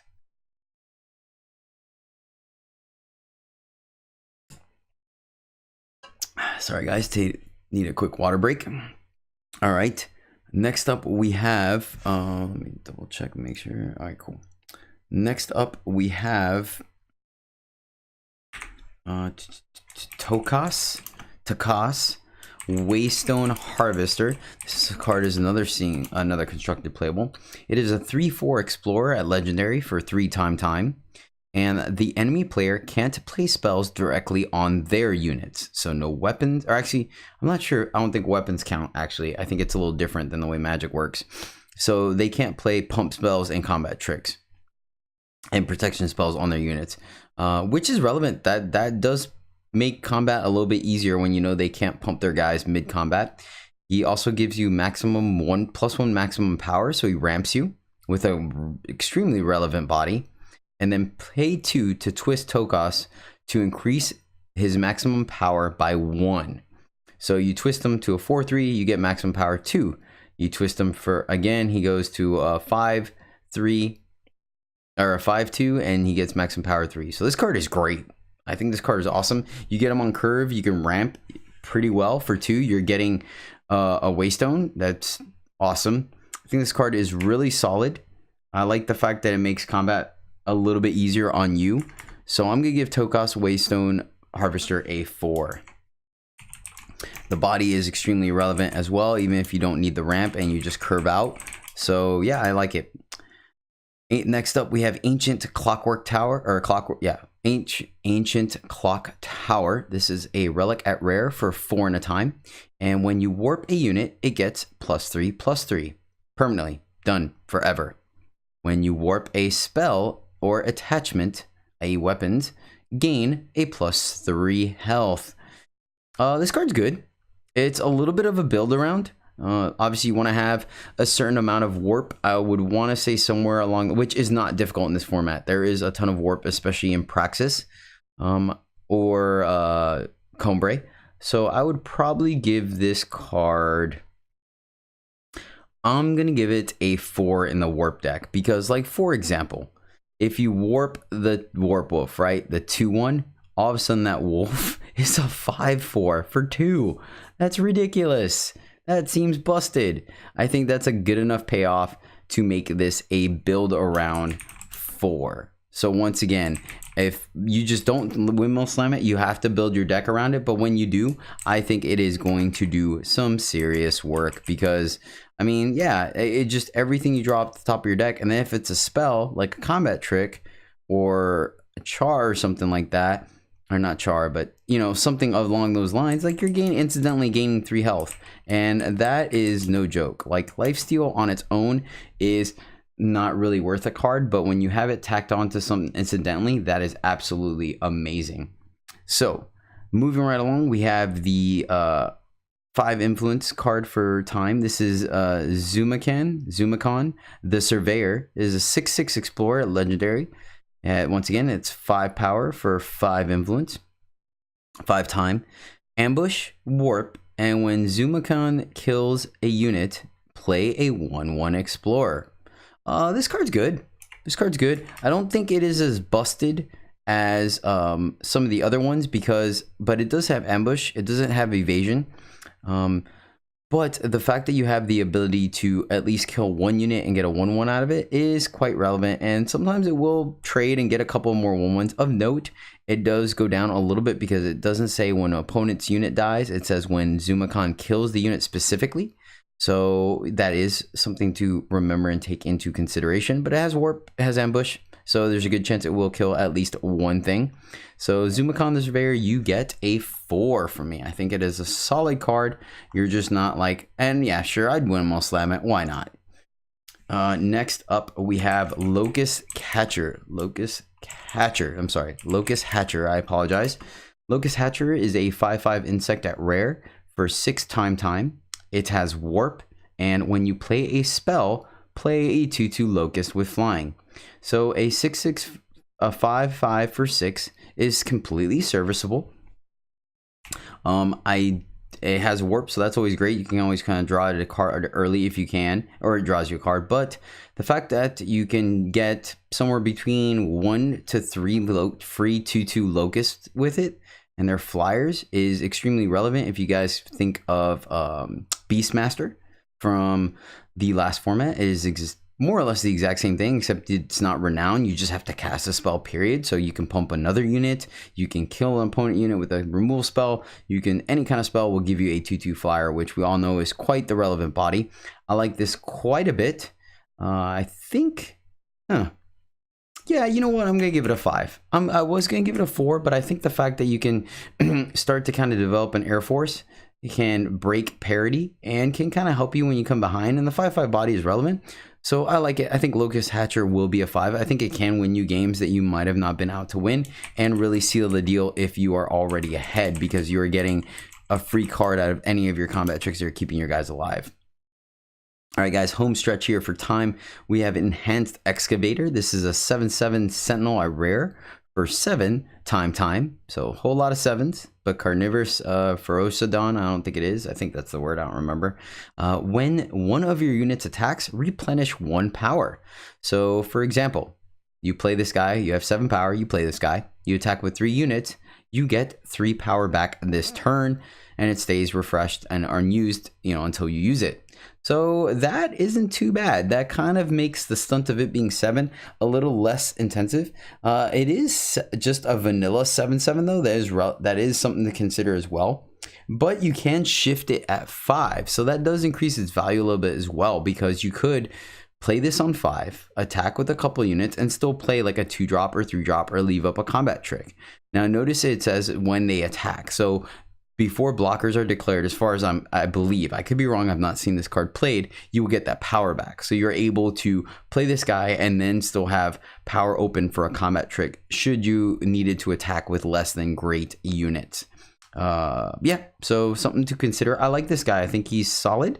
I will give him a 4, maybe a 3. Actually, it might be a little closer to a 3. Yeah, actually, I think Enhanced Excavator is a 3, because at the end of the day, he's still just a 7/7 for 5 at best. But he does refund some power, but, if you're not attacking, you're not really going to see benefit out of this guy. So yeah, I'll give Enhanced Excavator a 3. It's funny because you guys, at least since I'm giving these guys reviews, like as I'm doing this podcast, you're able to see and kind of hear out my thought process and why I evaluate things I do. Also, the one good thing about doing this in a recorded fashion is I can come back later when I do the Sunset Show or the first impressions and see what cards I was right and wrong about, and slowly improve my rating system as I go. Plus, one thing to note, that things do change with specific formats. So for example, like we were talking about the Vara Sanctum, in one format it was absolutely amazing, in another format it could be absolutely atrocious. So our last time card, guys, is Lumen Colossus. This is a 10/10 Radiant at Legendary, and for 7 time, it has endurance. That's great. You always like to be able to get in there and then block with your Colossus. And when you have no other units, sacrifice Lumen Colossus, which honestly I think in limited, unless you're behind, I don't think it's gonna be too much of an issue to have. In most cases, board states do stall out where you have a couple of units sitting on each side of the field. Granted, there will be scenarios, I will say there will be scenarios where maybe you're behind, you have to chump block and stuff like that, and then you draw this guy and you won't be able to play her because you have nothing left on the board. Like if you were in a chump blocking scenario, 7 is a lot. We've discussed that a couple times, and there's no way to cheat Lumen Colossus out, but a 10/10 endurance does stabilize the board quite a bit. I mean, that's huge, and you're getting a decent deal on the stats. Man, that is a little tough. I think I'm a little shaky on this one. 7 is still a lot, but 10-10 endurance is legit. Occasionally your opponent might be able to like kill other things and get it off the board, so that, or you might not be able to play it. That could be a thing. I'm going to give Lumen Colossus a 3.5, and I think the potential to be a 4 is there. But all right, guys, that is Time. I think Time is pretty middle of the way. They have some decent sized units, some very powerful cards, and some do nothing cards. Nothing overtly too low on the power curve, nothing that just makes me feel like they are completely busted. So I think Time is kind of in the middle. Not too bad though. Looks like they have some depth. I like Time quite all right. I don't mind being in it. It has some fun cards to build around, that is for sure. Like, for example, that Clock Tower would be fun to try out and see how busted it could be. But alrighty then, let's go on to our final color. All right, Fire. First up, we have Stonehewer. This is a 2/1 Grenadin at rare for 1 and a red. Starting to feel like they have similar, like, almost soft cycles and everything, because this is another 2/1 for 1 we've seen with some kind of upside. It has Shift 2. When Stonehewer emerges, you get a +2 power this turn. So you can play it on 2, and then on turn 5 you'll be up to 7. That's not bad. That's pretty much the only time I would see it being a really high upside. Other than that, yeah, I mean, what else? If you shift it on 4, you get it on, let's see, 5, 6, 7. 7, you go to 9. That doesn't seem really impressive. Yeah, I think Stonehewer is probably the weakest ones of these cycles. I'm going to give it a 2. You're most likely just get played as a 2/1 for 1, which is fine, but when you draw it late, you know, what are you going to do, right? All right, nothing big there. Moving on to Cloda. I think that's how it goes. Loyal Advisor. Cloda is a 2/2 Explorer Gunslinger at rare for 2 and a red. She has Quick Draw, and when you scout, Cloda gets a +1/+0 or +1 attack. Yeah, this card is great. I like it. Once again, 2/2 for 2, always serviceable, always gonna play it.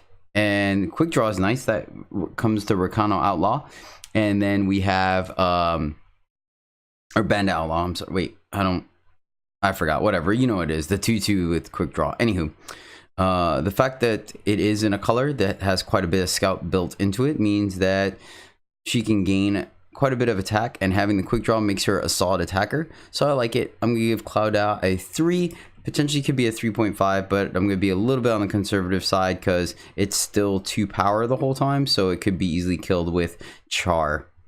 Next up, we have Incendiary Slagmite. Just wanted to make sure I said it right since English is not my thing today. Incendiary Slagmite is a 3/1 Grenadin at rare for 2 red. Onslaught, secretly choose a card in the enemy player's market. The next time they draw a card from their market, transform the chosen card into a firebomb. Yeah, we're not really capitalizing on the market thing just because, like, it's not as important in limited. I mean, it is a thing. There are smuggers in here, but the mind games that go behind it and stuff like that, that's a little more in depth. You can kind of like one up your opponent, I guess. The main thing is you're getting a 3/1 for 2, which is completely serviceable. So Incendiary Slagmite, you get a 3. Moving on, we have Gold Mine. This is a rare relic for 3 and a red. At the end of your turn, if the enemy player took 3 damage or 3 or more damage, create and draw a treasure trove. I don't know, like aggressive decks are probably the ones that could take advantage of this, but 3 damage could potentially be a lot, especially when you're sneaking with a 2 and stuff. And just the fact that you gotta take a turn off for this to work, and then if you're not taking a turn off, that you play it late when you may or may not, and you're still just getting a treasure trove, you're not straight up drawing a card. I think this card has some potential, but it seems a little too slow. And like, what are you looking at? Are you happy with 2 treasure troves off this card?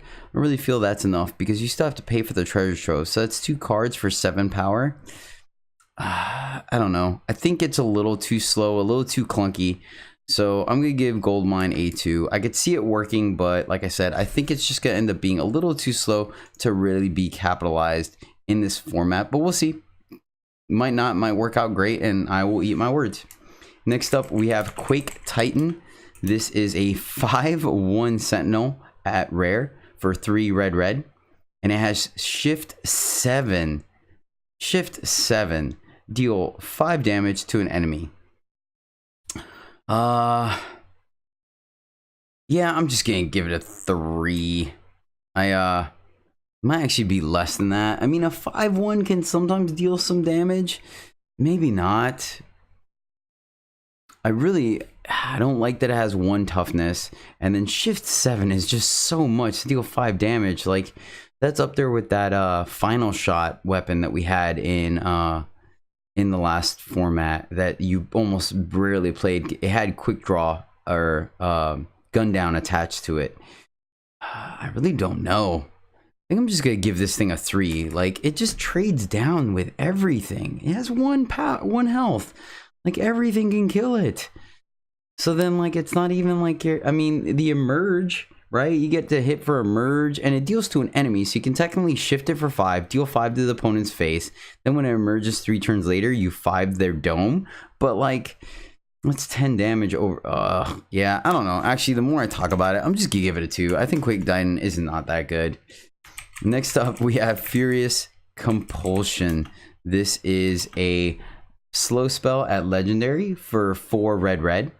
Your units get +1 attack. Period. Done. Forever. Create and draw a headshot. Let's see what headshot does, shall we? Headshot is a slow spell for 7 red, and the picture is awesome. And it says deal 7 damage to an enemy. Your units get double damage and overwhelm this turn. Holy cow. Yeah. I kind of feel like this card's a blowout. Like, your opponent sees it coming. You're definitely not going to do it in 1 turn. That's 11 power total. So you're not doing it in 1 turn. But, like, I mean, I feel like this could end the game if you have any kind of a medium board state. 7 is a lot, but that card can just win you the game. It's double damage and overwhelm. So there's no chump blocking. Like, that is extremely relevant. And you can design the board state to where it favors you, you know, like make less trades and wait, just kind of stall out. I don't know, I kind of like this card. I really kind of do. I'm going to give it a 4 though. I think the fact that it's slow and takes a couple of turns, I really would have liked Furious Compulsion to do a little more, but it does synergize with Headshot because once again, the +1 attack is permanent. So the more units you have, the stronger that will be. Yeah, I'll give it a 4, but I think it might be closer. I don't know, it might be a 2. I don't know, but that card seems so busted. All right, let's move on before I embarrass myself anymore. We have Caleb's Persuader, which is a weapon at legendary, +3/+3, 4 red. And when the wielder attacks, they deal 2 damage to an enemy player, and you draw a fire sigil from your deck. This card seems good. I like it. I really do. It makes, I mean, +3/+3 for 4 is solid. It's permanent +3/+3. You get to do 2 damage to the face right away. You slap it on a flyer. Like, let's say you put this here in Ricano. You have the pilot, right? You have a 1/4. You slap this on it, is now a 4/7. It attacks, deals 2 damage, then hits for 4. So that's 6 damage total. Plus you draw your next. That seems pretty darn good to me. I like this card. I'm gonna give it a 4.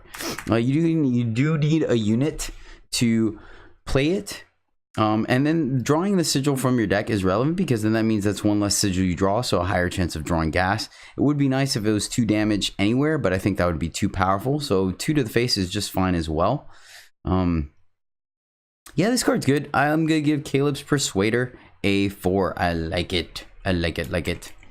Caleb's Sanctum. All right, this card had the potential of being good, but I think it's a little less than it is.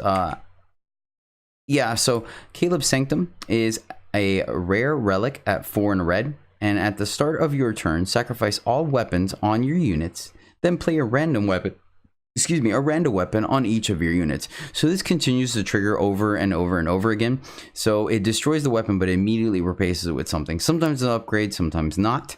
And then it potentially can continue to trigger, summon effects and attack effects and things like that. So this card is good, but I don't think there are enough weapons to go around / enough units that place weapons on themselves to trigger this efficiently to kind of get your value out of it.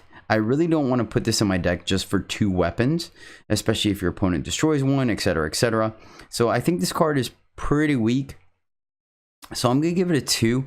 And I'm probably being a little lenient on these 2s. A lot of these cards should probably be a 1, but like I said, I could see you playing this card in limited and kind of working for you. I would have liked to see a lot more in Gunslingers in the last format where they placed 1/1 weapons on themselves. That would have done a lot more work, but that might have made this card too powerful. All right, guys, moving right along, we have Raging Firemaw. This is a 2/5 dragon at legendary for 4 red. It has flying and pay 6 to twist Raging Firemaw to deal its attack in damage to the enemy.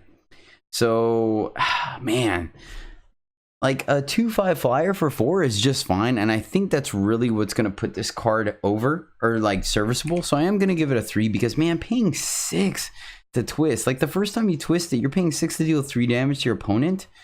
So 3, 4, and 5. Like, I mean, it will win you the game, but 6 is super, like, you're taking up your whole turn to do this. You know what I'm saying? In the first 2 times, you're not super excited about that. So I'm gonna give Raging Firemaw a 3. I think it's a solid card, but it will occasionally win you the game, but it's going to take some time. And your opponent, once again, remember, as it starts to do more damage to their face, it's also becoming more vulnerable or susceptible to removal. So that could play a factor. Now this dragon, this card, I crafted 2 and opened 2 between the league and drafts, and this card is awesome. So I'm just going to tell you, it's a 5. It's great. It's great when you're behind. It's great. Well, in parity, it's great when you're ahead. Eclipse Dragon is a 4/4 dragon at rare for 5 red. It has flying, it has charge, it has quick draw. And at the start of the enemy turn, you get 3 power this turn. So this card is great because it immediately, having charge makes it a big body in the air. Quick draw means very few things can block it efficiently, and you're just going to keep swinging and getting in there. It's going to finish off the game very quickly. By the time it comes down, your opponent's already taken some damage, so it only needs to connect 3 times before your opponent's dead. Worst case scenario. And the fact that it gives you 3 power in their turn means it's very easy to leave up combat tricks and not only keep dragon alive, but keep your other units alive or on defense, or even have a fast removal spell. So yeah, not gonna lie, Eclipse Dragon is awesome. You're gonna want to take it and play red happily because it is great. All right, guys, the 5 power 5 fire influence version cycle for fire is Godon Undefeated. That sounds great.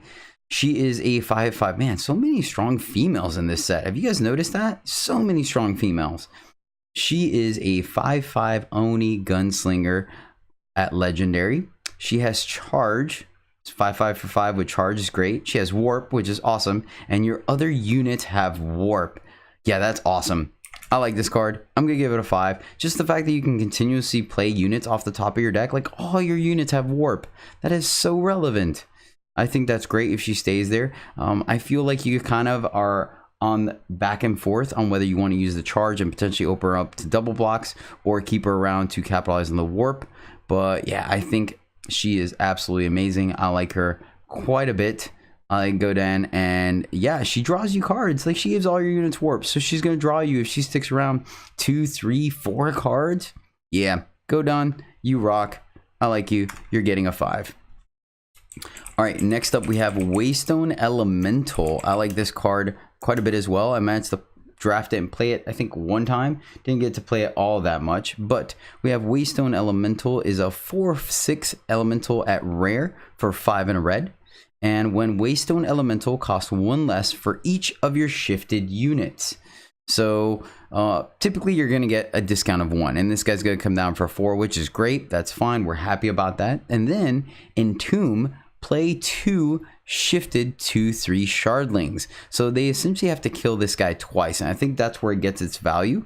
A 4/6 for 5 or 4/6 for 4 is great. It's solid stats, good blocker, decent attacker. But then when they kill it once, you get the same amount of stats across 2 bodies. So that is solid as well.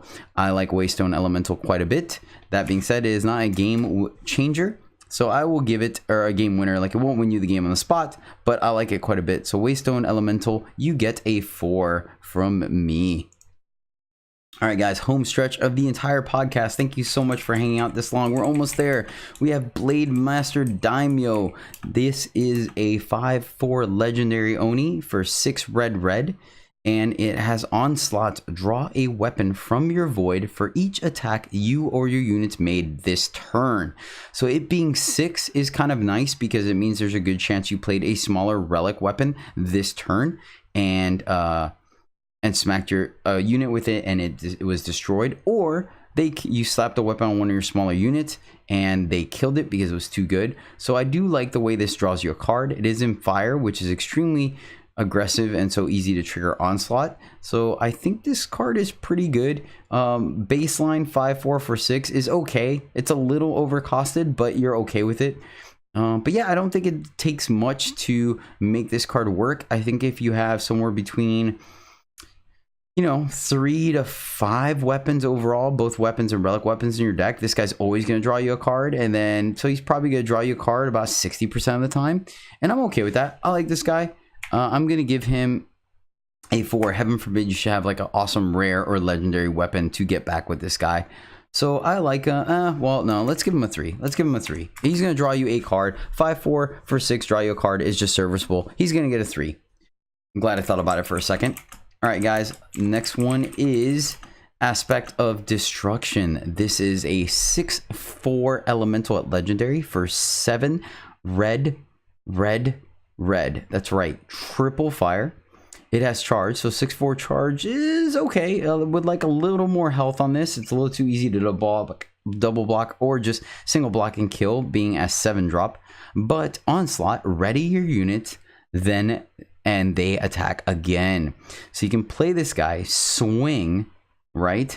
And no, I'm sorry. You have to swing with these guys. Wait, how does this work? Yeah, okay. So you swing with like 1 or 2, or you alpha swing, you make a couple of trades, whatever. Then you play this guy, you restore, refresh, whatever, ready. You ready all of your units again. It says it right on the card. I don't know why I stumbled. I kept wanting to say untap.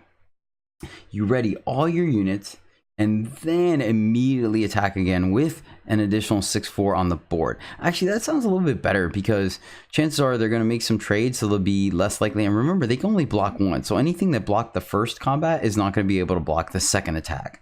So that actually makes this guy go up a little bit more on me. I do think it's a finisher.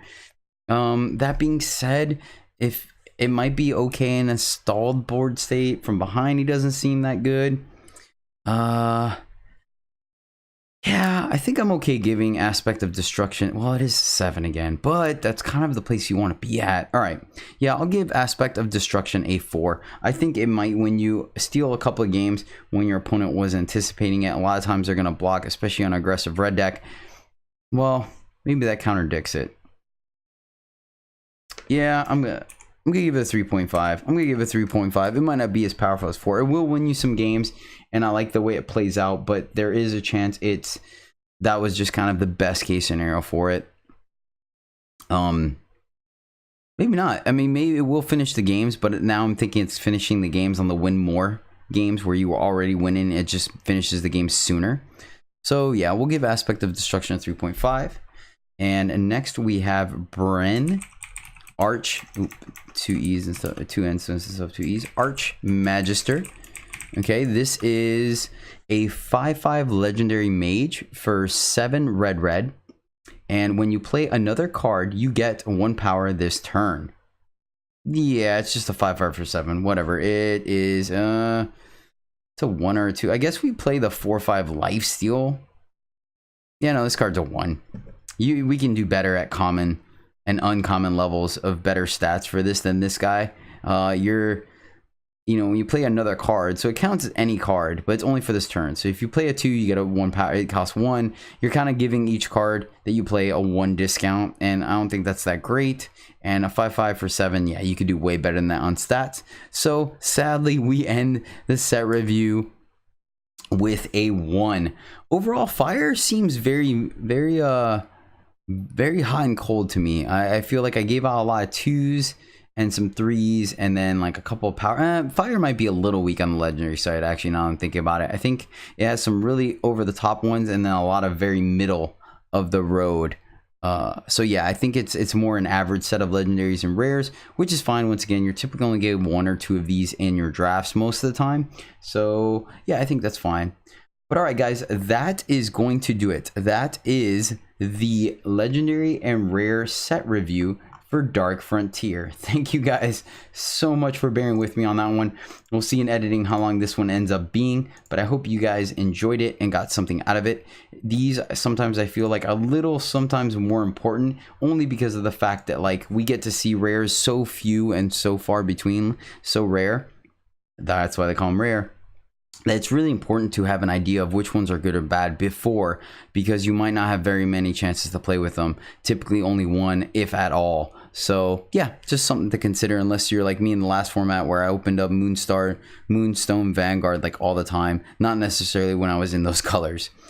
All right, guys, thank you once again. By all means, leave some comments down below. Leave some ratings if you like this podcast. Share it with your friends. All that really helps me out to continue to make more content for you and lets me know I'm on the right path of doing something you all enjoy and helps you become better at Eternal and social card or collectible card games or trading card games or whatever in overall. But all right, guys, you can catch me on Twitter at EJthePodcast, where I notify whenever I go live on Twitch, when I'll talk about a moment, when I post new videos, which I'll talk about a second, and just kind of post things like pack ones, pick ones, and things and deck lists that I go 7 wins with, etc. You can catch this video and podcast, as well as other great content like draft videos, sealed videos, constructed, and things like that, and tournament reports at EJthePodcast on YouTube. Definitely go there and catch recordings of my live streams as well, which you can catch my live streams at twitch.tv/Jedi_EJ every Monday, Tuesday, and Saturday mornings.